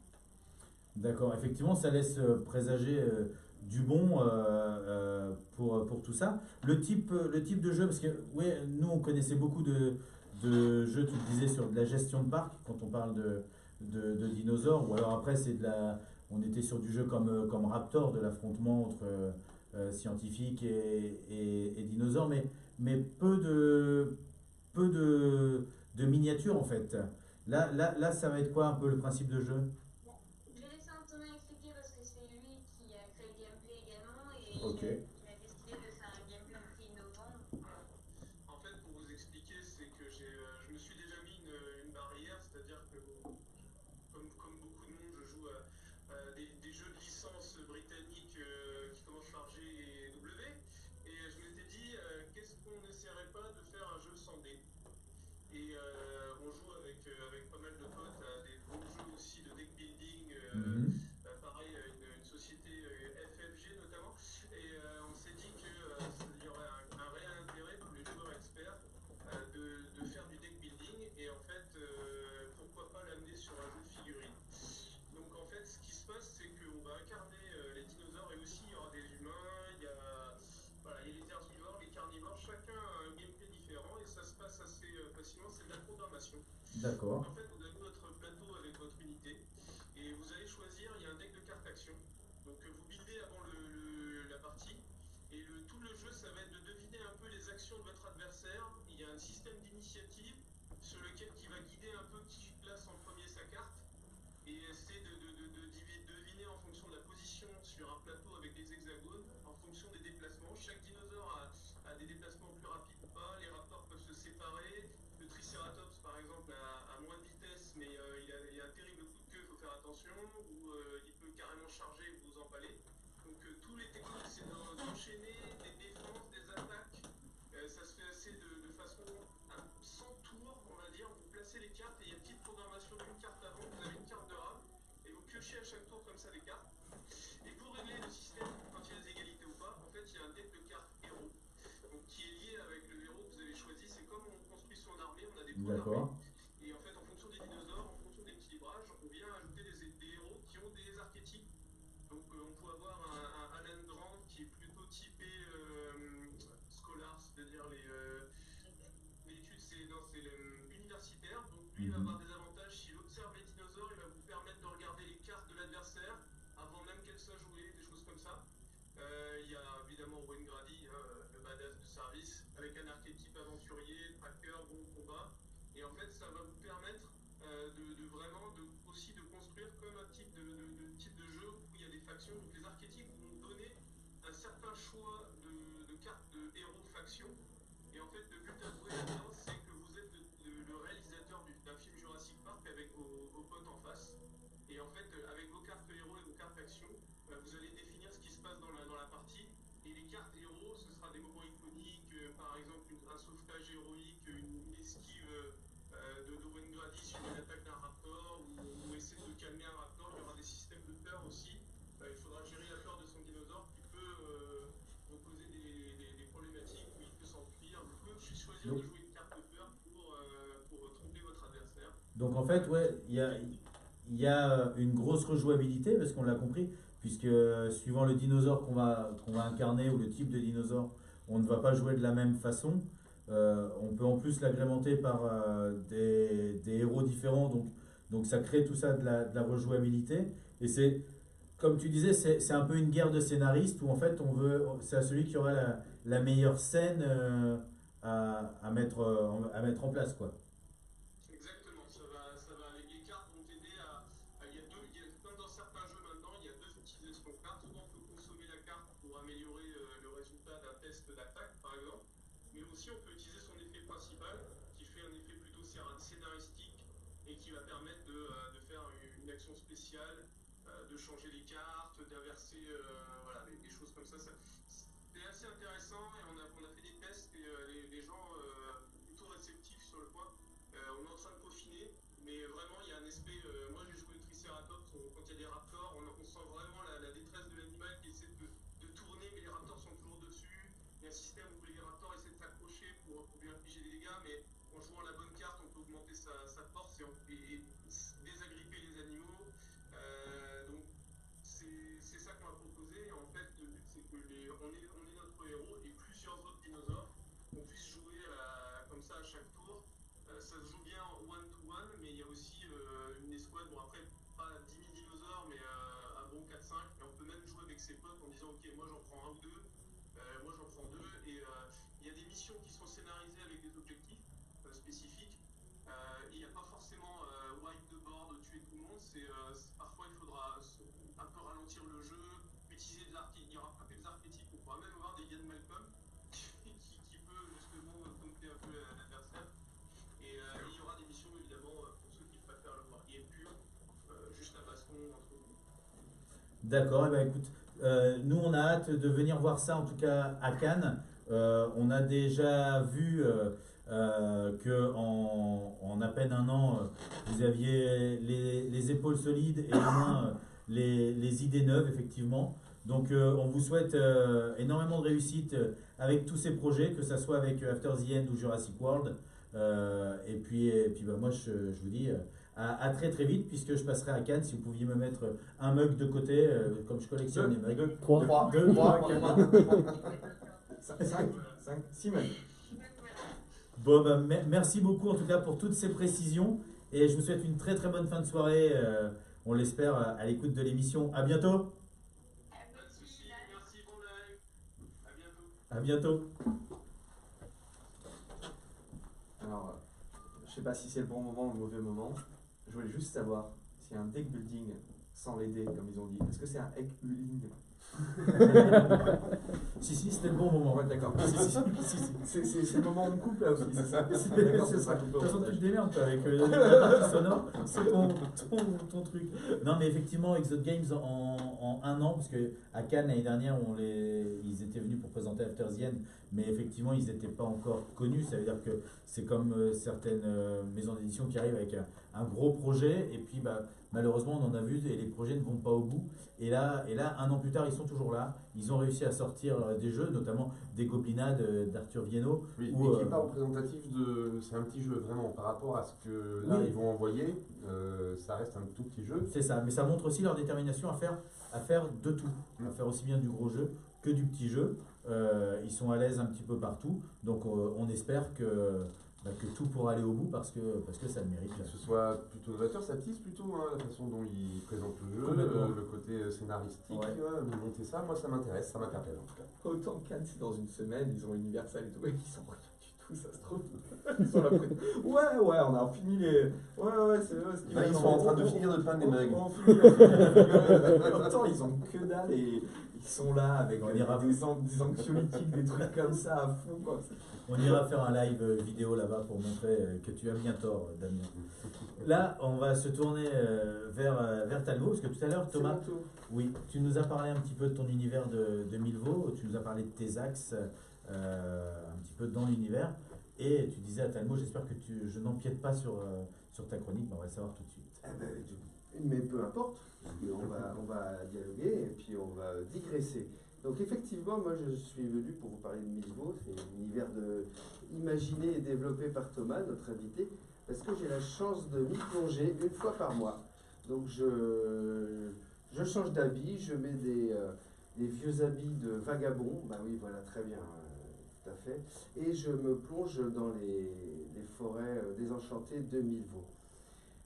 En jouant, parce que c'est un jeu de rôle. Et pour ça, je voudrais revenir donc sur la définition. Je ne suis même pas sûr qu'on l'ait vraiment bien faite. Qu'est-ce que c'est qu'un jeu de rôle? Je vous amène ma définition, pas pour les gamers qui nous suivent sur Facebook, mais pour les gens qui nous écoutent en hertzien, qui ne savent pas forcément ce que c'est. Donc un jeu de rôle, c'est un jeu de société dans lequel des joueurs incarnent un personnage et il faut évoluer dans un monde fictif qui est peint par un maître du jeu ou l'ensemble des joueurs. Voilà, c'est ma définition. Et je pense qu'elle peut tenir la route au moins le temps de cette chronique. Et ça, vous autres, vous le savez déjà. Par contre, une chose que je voulais vous apprendre, parce que je l'ai apprise hier, en préparant cette chronique, c'est un truc extraordinaire qui ressemble vraiment à du proto-jeu de rôle 19e siècle. Et je vais vous décrire ça. Est-ce que vous avez déjà entendu parler des lying clubs, Non. des clubs de menteurs? Au 19e siècle, en Angleterre et aussi aux États-Unis, il y avait des clubs un peu qui florissaient dans la bonne société, des clubs de moustachus, des clubs de bossus, il y avait le club des gens les plus laids, il y avait des clubs incroyables. Et C'était juste avant Facebook. 19e, hein, c'était il y a 150 ans, hein, même plus quoi. Sir Harry Blunt résolut d'instituer un club dont la première règle était que quiconque dirait un mot de vérité entre 6 et 10 heures du soir serait condamné à payer 1 gallon de vin au choix du président. Donc c'était un club où il fallait se raconter des mensonges, de beaux mensonges, crédibles et exaltants. Mais c'est un petit peu du jeu de rôle, moi je trouve finalement. C'est ça, c'est jouer à se raconter des histoires auxquelles on a envie de croire, tout en sachant pertinemment qu'elles sont fictives, bien entendu. Pour en revenir sur ces clubs de menteurs, il faut savoir qu'aux États-Unis, ils ont perduré dans presque toutes les petites villes américaines jusqu'au début XXe siècle et qu'ils ont notamment, vous savez, dans les années 30, 40, permis au phénomène des ovnis, à l'ufologie, de prendre un essor considérable. Parce que eux ont relayé toutes ces histoires-là. Tout le monde avait vu un ovni. Tout le monde avait vu un ovni aux 4 coins du pays. Et ça, c'était les clubs de menteurs. Aux États-Unis, ils sont restés jusqu'au. Alors, je cherche des traces, c'est assez Ils difficile sont, à ils sont à trouver. la Maison Blanche, non Oui, aujourd'hui, Aujourd'hui, ils sont régulièrement. Voilà. Donc voilà, je pense qu'on a brossé un petit peu ce que c'est qu'un jeu de rôle et maintenant je vais vous brosser qu'est-ce que c'est que Milvaux, parce que c'est l'endroit où on joue nos jeux de rôle et c'est un contexte qui mérite qu'on s'y arrête. Donc comment le décrire? Milvaux, c'est un monde forestier, post-apocalyptique, baigné de surnaturel. Moi voilà. Et après le surnaturel, je vais vous le décrire. Alors en quoi est-il forestier? La forêt a recouvert la terre. Elle est hostile et oppressante. Et ça, croyez-moi, quand on joue avec Thomas, on le sent qu'elle est hostile et oppressante. Elle nous pourchasse, la forêt. Elle fait de nouveau peur. L'homme a totalement perdu sa suprématie sur la nature. Et là, la forêt, elle revient par la fenêtre avec une force considérable. D'ailleurs, depuis que je joue avec toi, Thomas, il faut que je t'avoue que le dimanche matin, je vais faire des balades en forêt avec mon VTT. Depuis que je joue à Milvaux, mes chronos sont bien meilleurs. Je m'attarde pas. Qu'est-ce qu'on y trouve dans cette forêt? On y trouve d'abord un monde animal en pleine mutation. La dernière fois, dans notre partie, on a rencontré des escargots vampires, des limaces limbiques, et encore les plus sympathiques, comme les hérissons ou les renards, ont toujours un peu quelque chose d'inquiétant, vous voyez. Moi, ils font fortement penser au chat d'Alice au Pays des Merveilles. Voilà. Sympa, mais possiblement dangereux. Ouais, c'est ça. Voilà. Sans parler de ceux qui sont franchement désagréables, hein, parce qu'il y a des ours et des sangliers qui sont vraiment à éviter. Les communautés humaines aussi sont à décrire parce qu'elles sont très isolées. Comme c'est aussi un monde post-apocalyptique, chaque petit village ne sait pas ce qu'il peut y avoir à 10 km de là. Et souvent, ces communautés humaines sont contaminées, transformées par l'environnement proche. Ceux qui vivent dans des carrières, ils deviennent ils se minéralisent, on va dire. Ceux qui vivent proche de l'eau, ils se poissonnisent, il se passe des choses, quoi. Et ce qui donne aussi une mosaïque d'humains assez folle, quoi. Parce qu'en fonction de là où on les rencontre, ils vont avoir des caractéristiques très désagréables et particulières. Souvent désagréables. Et puis dans ces forêts, on trouve un monde végétal inquiétant. Des plantes avec des yeux, des bouches, des choses comme ça. On y reviendra plus tard, c'est les mutations. Alors je voulais signaler avec ton accord une parenté avec Nausicaa de Miyazaki. Oui, tu me dis que oui. Dans lequel les humains cherchent à survivre dans un futur où les champignons ont recouvert la surface de la planète. De beaucoup, beaucoup plus loin, j'avais même noté quelques analogies avec Blair Witch et Predator, mais c'était juste pour la forêt, les créatures féroces et la sorcellerie. Mais Nausicaa, moi, ça me semble quand même quelque chose d'assez pertinent pour illustrer. Il y a le côté post-apocalyptique, parce que la forêt c'est terminé, le post-apocalypse. Alors, la vie est dure dans le niveau. Boire, manger, dormir, c'est pas toujours facile. Même dormir, c'est même difficile. Et Thomas a fait un détournement assez poétique des objets de notre monde dans Milvaux. Par exemple, la première partie que j'ai jouée, c'était il y a 8 ou 9 ans, moi je m'en souviens encore. Je jouais une sorte de conquistador perdu dans la forêt de Milvaux, qui trimballait une énorme lance, et puis au premier combat, je me suis fait aplatir par une brute qui maniait un parc-mètre. Voilà, le détournement de l'objet utilisé à une fin complètement autre, mais ça, ce pouvoir d'illustration, ce pouvoir évocateur dont je parlais également tout à l'heure. Dernièrement, il y a un de mes compagnons de jeu qui, pour réparer sa voiture, a dû accomplir un rituel dans lequel son personnage devait boire de l'essence, manger un peu de tôle et prier toute la nuit dans sa voiture. Et figurez-vous que ça a marché, la voiture a été réparée le lendemain. Ouais, elle était un peu imbumeuse parce qu'il y avait un ours qui avait bouffé les sièges. Exactement, parce qu'il avait bouffé les sièges, on avait fini par le faire fuir. Quelle quand même. idée de foutre un ours dans sa bagnole. Bah, on avait surtout oublié de la fermer. Hein. Et donc, ça m'amène au dernier aspect majeur de Milvaux, c'est le surnaturel. Et là, j'ai noté 4 grandes manifestations, c'est celle que tu citais tout à l'heure. On va y venir, peu importe. L'oubli. L'oubli, ça va tout seul, on perd la mémoire. Dans ce jeu, la mémoire revient, on peut même récupérer les souvenirs de quelqu'un d'autre ou d'un animal. Voilà. Et donc, on a un personnage qui est un petit peu, je dirais un peu cabossé, comme ça, un peu clopin-clopant. Ça donne en tout cas aux joueurs une sensation de fragilité, quelque chose de très très volatile, hein, cette mémoire qui s'en va. Là, en termes d'analogie, moi j'en ai fait une avec une BD qui s'appelle La Belette de Comès, et même toute l'œuvre de Comès, je dirais. C'est un auteur allemand, je crois, qui dessine la sorcellerie rurale. Des sorcières au fond des bois, dans oui, c'est silence, tout ça, dans une imagerie sans concession. J'en ai ramené d'ailleurs, que je vais pouvoir mettre entre tes mains si tu veux, parce qu'elle parle même des arbres. Donc, avec il y a commercial, quelque chose. j'avais Hein. adoré à l'époque quand j'avais découvert ça, il y a 15 ans. Ouais. La deuxième manifestation du surnaturel, c'est l'emprise. Donc, tu en parlais tout à l'heure, les transformations, les mutations des animaux et des végétaux. Donc, ça donne les escargots vampires qu'on fait vivre sous sa peau comme des sangsues, mais en pire. Quoi. La troisième manifestation, c'est l'égrégore. Et là, l'égrégore, c'est la manifestation matérielle des émotions humaines et des vestiges de l'humanité. Ça donne par exemple un village dans lequel les non-dits et les émotions fortes et refoulées prennent forme d'insectes et se mettent à sortir de nulle part et envahir celui qui les vit. La dernière fois, dans notre partie, c'était un vendredi dernier, un joueur s'est mis en colère et aussitôt Thomas a dit « Ah, il y a des écrevisses rouges qui commencent à sortir un petit peu, à galoper sur tes épaules, dans ta chevelure. » C'était la manifestation de cette colère que le joueur était en train d'exprimer. C'est hyper immersif. La dernière manifestation, ce sont les horlas. Les horlas, je n'ai pas encore rencontré beaucoup, et puis a priori je tiens à les éviter. Ce sont des créatures surnaturelles qui peuplent à présent la forêt de Milvaux.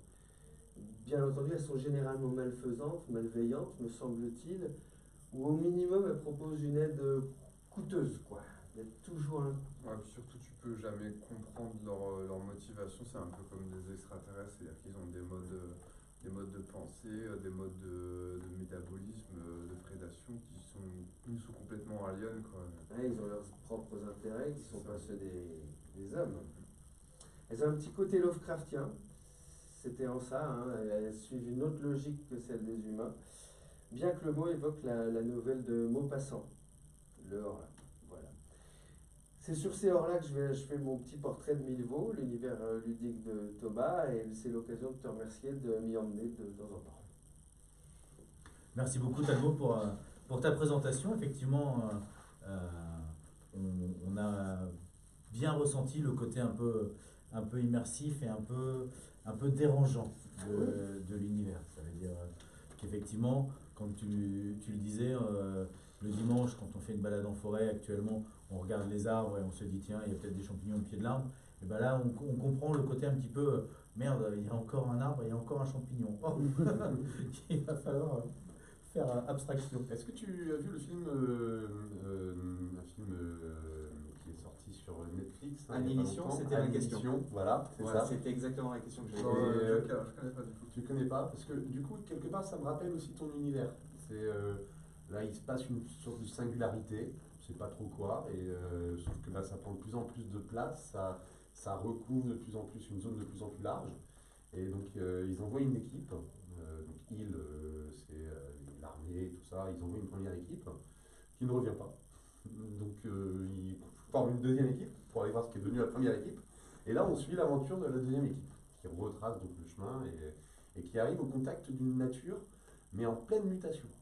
Le truc, c'est on ne sait pas ce qui se passe, mais tout est très bizarre. Les feuilles poussent à l'envers, les champignons ont des formes et des couleurs ou réagissent comme des choses beaucoup plus, enfin je sais pas, explosives par exemple, ou les animaux subissent une mutation aussi, les humains il se passe des trucs. Donc voilà, je sais pas si tu connaissais, mais je crois qu'ils sont allés piquer ton idée, en tout cas pour faire leur scénario.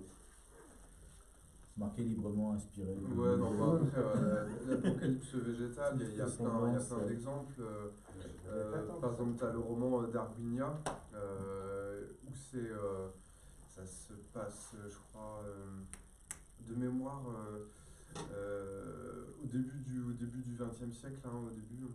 Et en fait, tu as toute une partie de l'Europe qui littéralement est wipée et en fait est remplacée par un monde végétal et animal aux propriétés complètement nouvelles. Les humains ont disparu là-dedans. Et donc tu suis en fait des colons américains qui retournent en fait En Europe. qui retournent en Europe pour redécouvrir ce nouveau Sauf monde. que c'est le bordel quoi. Enfin c'est Ouais, vraiment, ça, vraiment le bordel. c'est hein. ça, C'est, vraiment le bordel, quoi. ouais, il est chouette ce bouquin. Beaucoup plus anciennement, il y a la nouvelle La Terreur d'Arthur Machen. En fait, on suit, au début, c'est pareil, c'est au début du 20e, on suit une série de meurtres inexpliqués, quoi. Et en fait, le narrateur finit par découvrir que c'est les animaux et les natures qui en fait font une réaction d'immunité par rapport aux humains. C'est-à-dire que en fait, les animaux se rebellent contre les humains. Et notamment, il y a des gens qu'on découvre morts en bas des falaises, en fait, parce que les moutons les ont poussés, des trucs comme ça, quoi.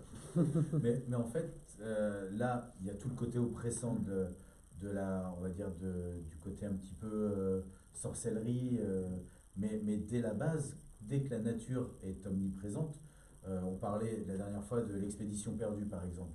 Les premiers hommes qui ont dû traverser l'Amazonie, il n'y avait pourtant pas d'égrégore ou de Horla, mais je pense qu'il y en a un paquet qui se sont rendus compte que la nature était plus forte qu'eux. Donc déjà à la base, la nature, quand elle est omniprésente autour de nous, peut avoir cet effet un petit peu dangereux, mais si en plus on y ajoute de quoi alimenter ce danger, forcément qu'on n'a pas trop de chance, quoi. Mais tu crois pas qu'aujourd'hui on vit dans l'illusion que l'homme peut domestiquer, asservir la nature comme bon lui semble? Moi j'ai ce sentiment là, et c'est dystopique, c'est ça, on peut dire que c'est une dystopie, non? Elle vient de nous rappeler que non, on est soumis aussi à la nature, on doit vivre avec, pas contre, quoi. Complètement. D'ailleurs, c'est bien elle Moi, qui devrait nous survivre. Il y avait la volonté d'un message derrière la création de ton univers par rapport au monde dans lequel on vit, justement, ce rapport de l'homme face à la nature. C'est compliqué, est-ce que j'ai un grand message à dire à l'humanité? C'est ça, je sais pas trop. Il y avait un message sur la nature, hein, éventuellement, quoi, mais et aussi sur la surnature, beaucoup, en fait. Sur le rapport qu'on a avec la nature qui est pas uniquement, si tu veux, rationnel, mais qui passe aussi par des croyances, quoi. Et donc, par exemple, d'un des jeux que j'ai développé s'appelle Les Centes, et donc c'est un jeu de rôle grandeur nature dans Milvaux. D'accord. Donc tu vas jouer vraiment, tu vas vraiment aller en forêt et tout ça, tu vas interpréter ton personnage. Et en fait, il n'y a pas, pour les Horla, tu les vois pas, quoi. Mais tout est fait pour que tu te mettes dans une ambiance et que tu as le sentiment qu'ils sont présents. Tu sais qu'ils sont là quand même. Voilà, et tu as des choses comme des possessions, c'est-à-dire que. Une sorte de chasse au Dahu. Tu peux faire une chasse au Dahu, généralement ça finit mal. Il y a des phénomènes de possession, c'est-à-dire que tu peux être possédé par un Horla et te mettre à. En fait, il va parler par ta voix, des choses comme ça, et ça crée vraiment une ambiance d'immersion qui est totale, quoi.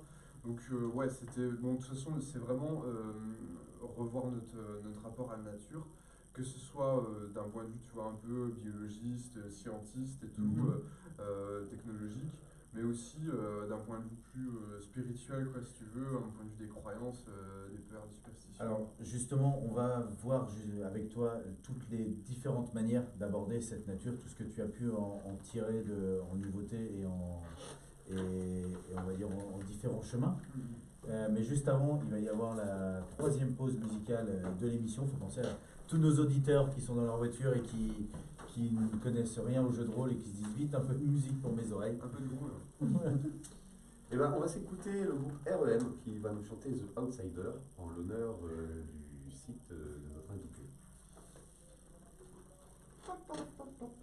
Petite musique. Donc du coup, ouais, je disais, On l'a fait ou pas? je sais pas. Quel peur que ce timing? soit- Il reste 20 minutes. Ah, moi je veux bien la sauter, il n'y a pas de problème. Ouais, Ah oui, ça me dérange pas. Ah bah, ça me dérange pas. On l'a fait la prochaine fois. Je pense qu'on a plein de choses intéressantes. Le problème, c'est qu'on a fait 0 jeu. Ça, on a fait mémoire.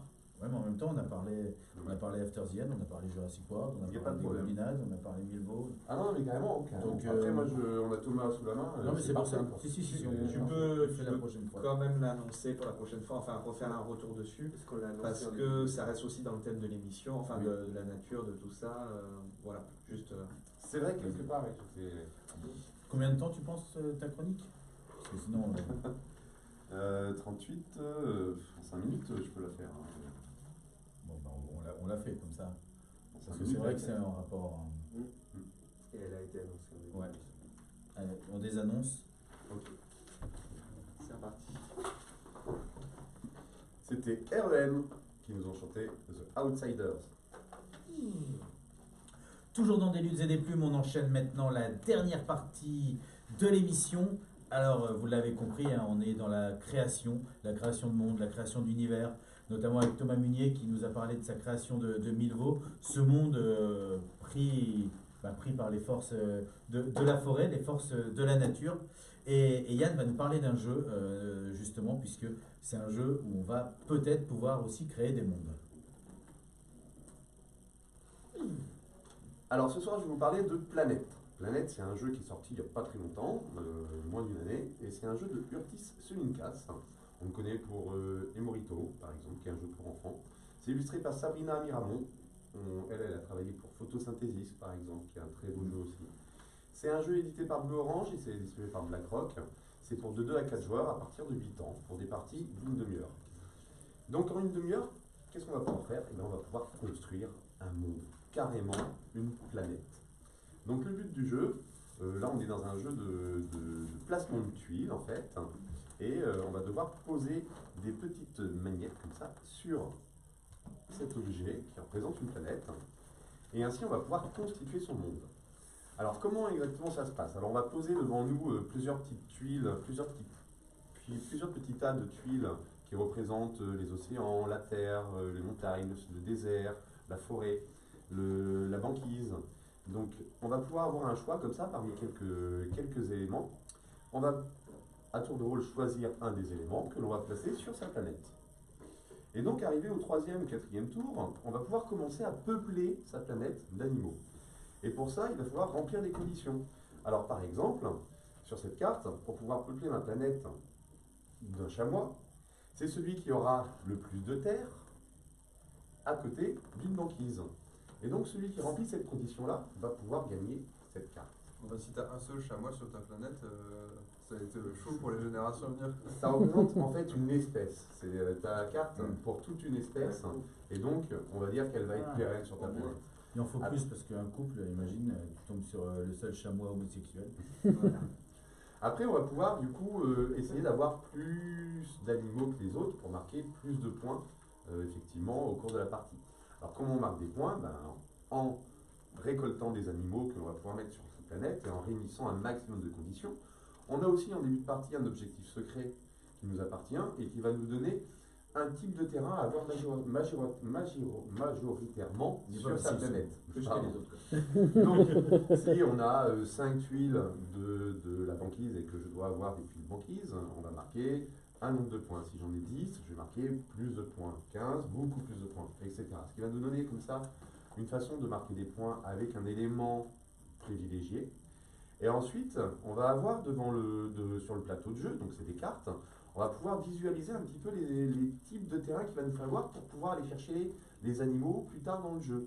Donc on va pouvoir avoir une petite stratégie comme ça de choisir ces tuiles pour pouvoir aller récolter le plus d'animaux. Si c'est des animaux qui correspondent à notre tuile majoritaire, par exemple la banquise, genre si moi je ramasse le pingouin, il ne me rapportera qu'un seul point à la fin de la partie. Par contre, si mon élément c'est la banquise, mais que je ramasse d'autres animaux qui sont de d'autres éléments, eh ben, ils vont me rapporter 2 points.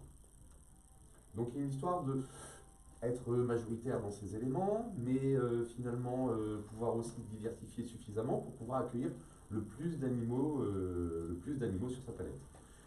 Voilà, c'est un jeu qui est vraiment très simple, qui est vraiment très fun au niveau de la maniabilité, parce qu'on va pouvoir coller, on va Au niveau pouvoir... du matos, c'est ça, c'est comme tout est aimanté. Voilà. On crée son monde, c'est-à-dire on essaye de On est de Dieu. placer, on est Dieu. Au niveau Et de- là, il ne faut pas 6 jours, il faut une demi-heure à peu près. Donc c'est encore plus rapide.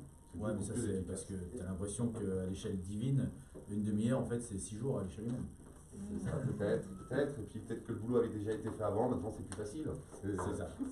Accessible à partir de quel âge tu Alors, penses c'est accessible à partir de 8 ans, mais moi je le préconise pour même encore plus jeune. Ouais, c'est ça. Même à partir de 4 ans, 5 ans, si tes D'accord. enfants ils sont intéressés par le monde du jeu, je pense qu'à partir de 4-5 ans, ça peut être très pertinent. Pourquoi? Parce que, en fait, les animaux sont bien faits. Les loups, par exemple, enfin, c'est un jeu qui sensibilise, si tu veux, à la découverte des animaux et à leur milieu, à leur habitat naturel. Effectivement, le pingouin, c'est plutôt la banquise. Et donc, on va pouvoir faire des petites associations comme ça, qui sont, pour un enfant, tout à fait intéressantes hein, en termes de c'est contenu, pédagogique, finalement, à apprendre. Ouais. Et puis après, au-delà de l'apprentissage, il y a toute la maniabilité de C'est coller ça. ces petits aimants. Et puis quand on fait une erreur, c'est pas grave, on le décolle, on le remet dans l'autre sens. Oui, et puis c'est pas des petits aimants qui tombent facilement. Non, il est solide, vraiment c'est- bien fait. Je vois pas très bien d'ici, mais c'est pas plutôt un manchot. Euh, Et donc c'est pas la banquise, mais Non, c'est non, le non, pôle il a sud. bien 2 mains. Ah oui, d'accord. Ok. Parce que là, si ça t'apprend n'importe quoi, ça confond les pingouins, les manchots, la banquise et l'Antarctique. Les chamois, les antilopes. voilà. Donc, alors voilà, si vous êtes gamer, c'est pas fait pour vous. Mais si vous êtes parent, Ou pointilleux. si vous êtes parent et que vous avez des enfants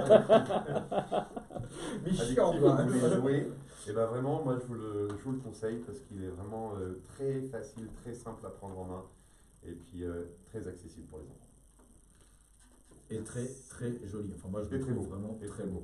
Elle a fait un très beau travail aussi. Merci beaucoup Yann pour la présentation donc de Planète chez Blue Orange. Donc effectivement Planète, le jeu où on crée son monde, hein, on crée sa planète, donc son écosystème.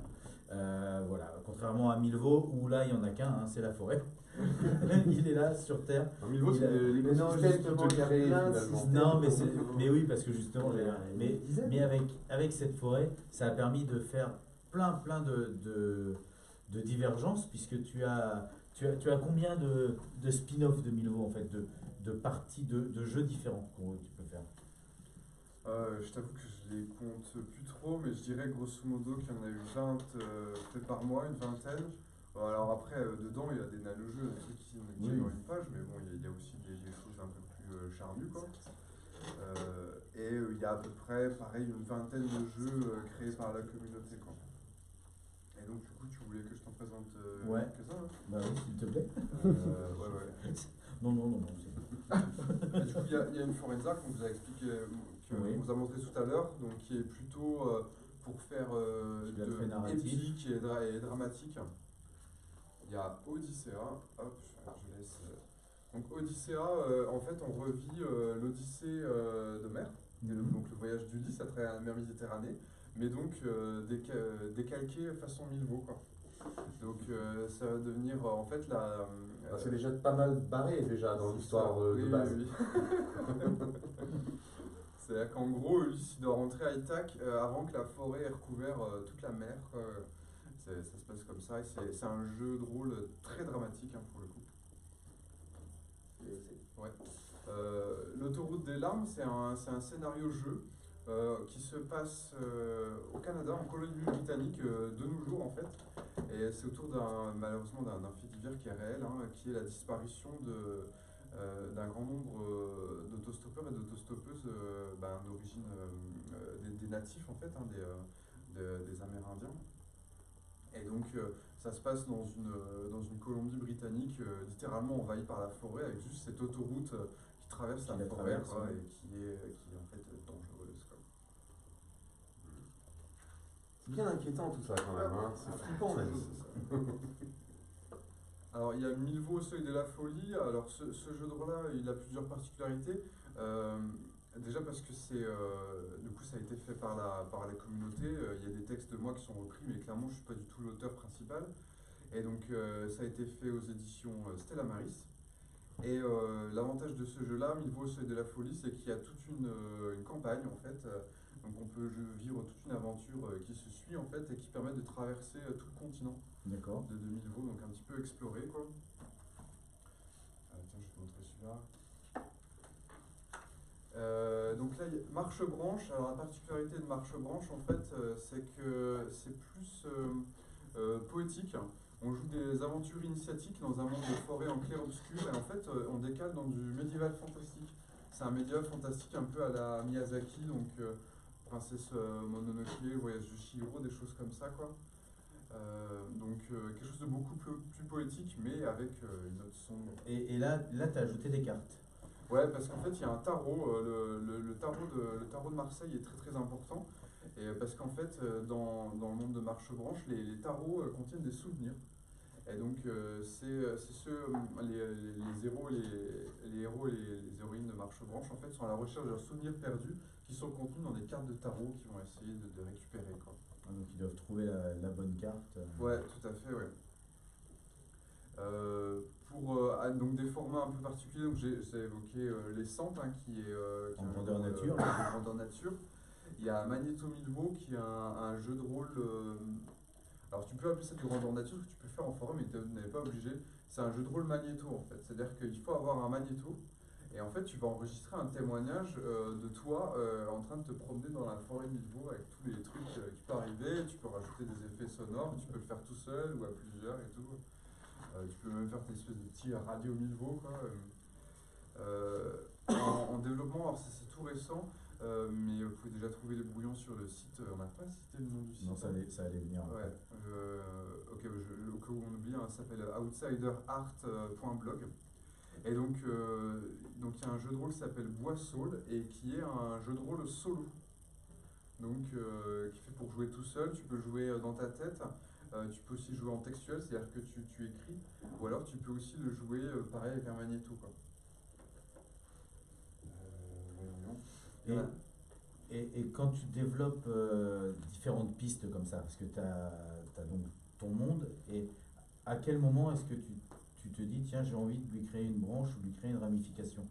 Qu'est-ce qui déclenche ce côté Pourquoi est-ce que tu ne l'inclus pas, en fait, on va dire, dans 1000 veaux, dans le jeu de base?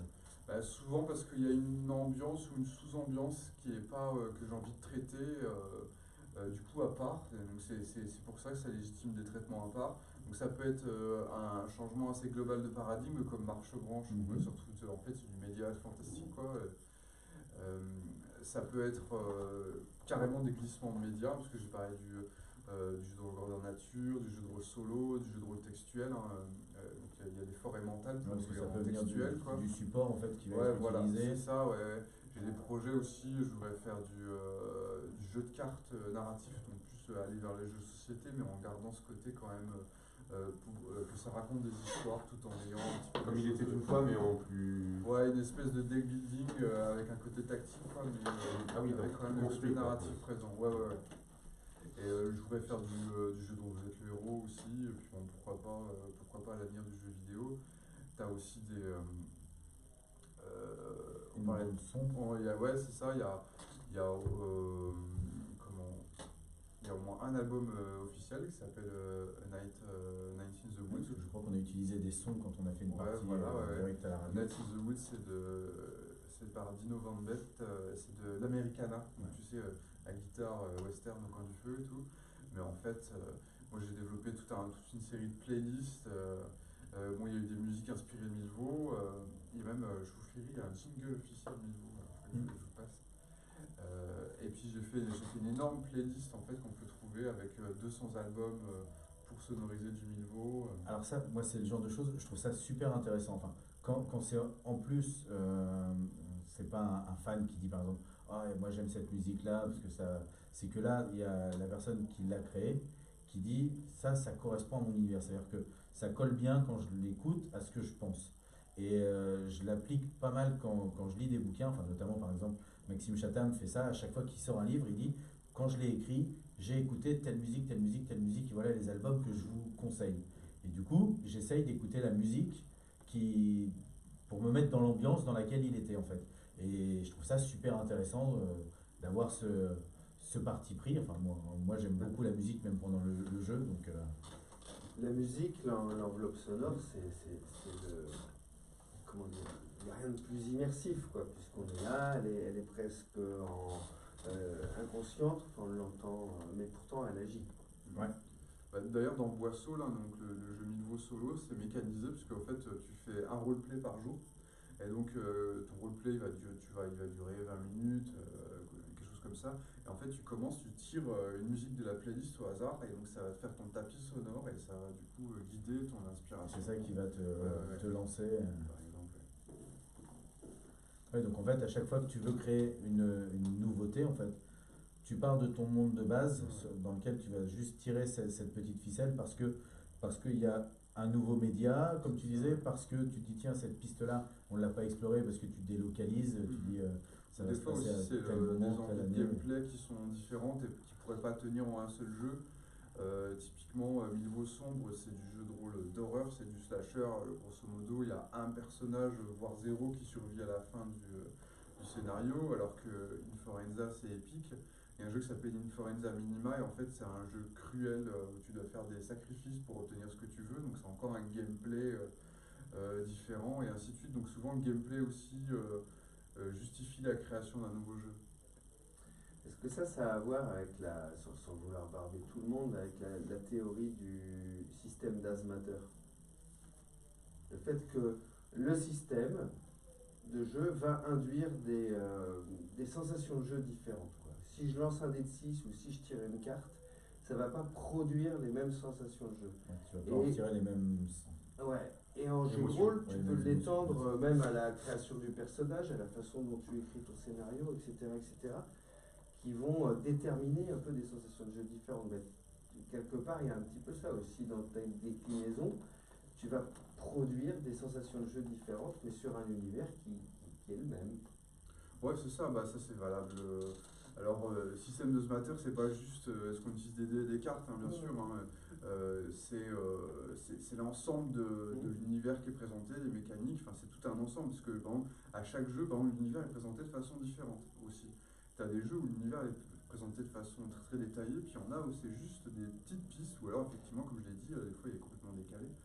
Mais tu vois, en jeu de plateau, c'est pareil, je veux dire, si tu mets un stop ou encore, ou si tu mets de la bataille de figurines, c'est pas du tout dire la même chose en termes d'ambiance. Donc effectivement, le gameplay, grosso modo, ça veut dire que le gameplay est important pour l'ambiance que tu veux, quoi, et ce que tu veux raconter. Là, actuellement, la campagne que tu as parlé, c'est Écorce. C'est motorisé avec Donjons et Dragons en première édition, la version des 74. Et c'est pour donner une ambiance super rétro, puis aussi très très tactique, où vraiment là on joue la survie, alors que quand on était à Inforenza, on est plus pour raconter l'histoire du personnage, donc c'est pas du tout les mêmes enjeux, quoi. Donc on l'a bien compris hein, que dans l'univers, quelle que soit notre envie de jouer, notre façon de jouer, notre façon de masteriser ou de ne pas vouloir masteriser, on peut trouver son compte dans Milvaux. Ça peut plaire à la majorité. Tu l'as dit, c'est dans le domaine public, donc si vous avez envie de vous faire une petite balade ou de donner votre ressenti de la balade, que ça soit sous tout support, hein, comme a dit Thomas, visuel, que ça soit par le biais de musique, par le biais d'écriture, n'hésitez pas. C'est ça en gros, si je peux me permettre, excuse-moi Alexis, mais si tu offres aux gens l'opportunité de participer à un projet finalement. Ouais, c'est ça. Bah, de toute façon, il y a pas mal de gens qui le font, soit parce qu'ils diffusent leur compte rendu de partie, ceux qui font leur propre jeu et tout. Et puis, finalement, le simple fait de jouer, déjà, tu participes beaucoup à la création de l'univers, quoi. C'est communautaire. Ouais, complètement. Et si vous avez envie d'aller plus loin, parce que ça vous a donné envie de découvrir Milvaux et d'en apprendre un petit peu les balbutiements d'érudiment, puisque le monde est en constante évolution, on a moyen quand même de se procurer des choses que tu as faites, puisque tu as dit que tu avais déjà sorti des jeux et fait des écritures. Sur le site, on l'a dit tout à l'heure, outsiderart.blog. Donc pour ce qui est des choses que j'ai créées, c'est disponible en PDF, donc version numérique gratuitement. Et puis on peut aussi trouver les livres, ils sont en impression à prix coûtant. c'est ça, parce que c'est toi qui les montes, non? Alors je peux les monter, mais là c'est à prix libre. Mais la plupart en fait c'est surtout imprimé par un imprimeur tiers qui est du.com. Mais sauf que je fais pas de marge dessus en fait. D'accord. Toi, ton but, c'est de diffuser. C'est ça, ouais. Et si des gens veulent juste se laisser bercer par une histoire, est-ce que tu fais des tables, Il y a des tous les parties? podcasts. Il y a- T'as des parties enregistrées, donc Ouais. tu peux lire des parties, parce que tu as des régions de parties, tu peux écouter des parties, parce qu'il y a des actual players, et puis par le futur, maintenant j'ai des outils comme Magneto Milvaux qui permettent de faire des fictions audio, alors pourquoi pas aussi aller vers là. Et si on veut se Ça va rejoindre à une continuer à se table, développer, tu as des hein. tables ouvertes ou tu as des Ouais, endroits où on tu- peut te retrouver Tout à fait. des salons? Il faut. Là, je vais être à la convention Eclipse. Voilà. Je crois que tu voulais en parler. 9-10 mars. Ouais, c'est ça, ouais. à Rennes. 8-9-10 mars. Donc là où tu as. Je crois qu'il y a 200-300 rôlistes qui se rencontrent et tu as 30 parties en simultané toutes les demi-journées. On va essayer d'y passer, normalement, on en parlait, il faut qu'on se cale ça.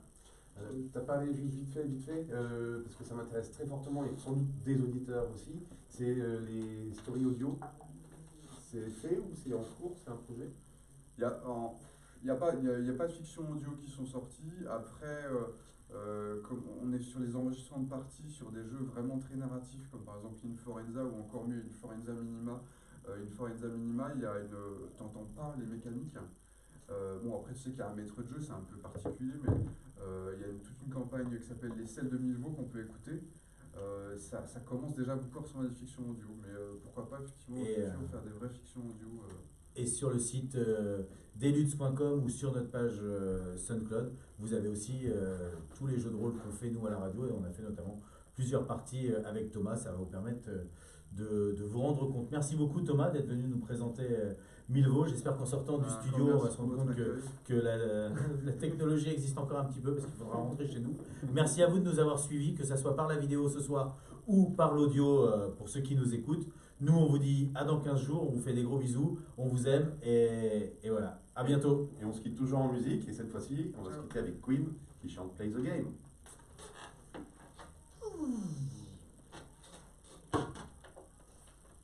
C'est bon pour moi. On est pas mal. 59, 33, c'est bon? Ouais. Une 59, Il fallait pas 32, dépasser. finir en Ah, deux. on va dépasser. On est pas mal. Tout pas dépasser.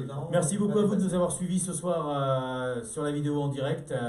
Voilà, on espère que le nouveau cadre vous plaît. On espère, voilà, on est toujours dans la pensée pour essayer d'aller plus loin, de faire Donnez votre mieux, avis sur le pour que nouveau vous- plateau. Voilà, pour que vous puissiez être un petit peu plus immergé. N'hésitez pas à participer quand vous nous voyez, à laisser des commentaires, à poser vos questions. Voilà, on essaye de faire de mieux en mieux. Et on espère que vous le voyez et que ça vous plaît. À bientôt. Ciao. Salut! Bye bye. Slide to stop. Yes.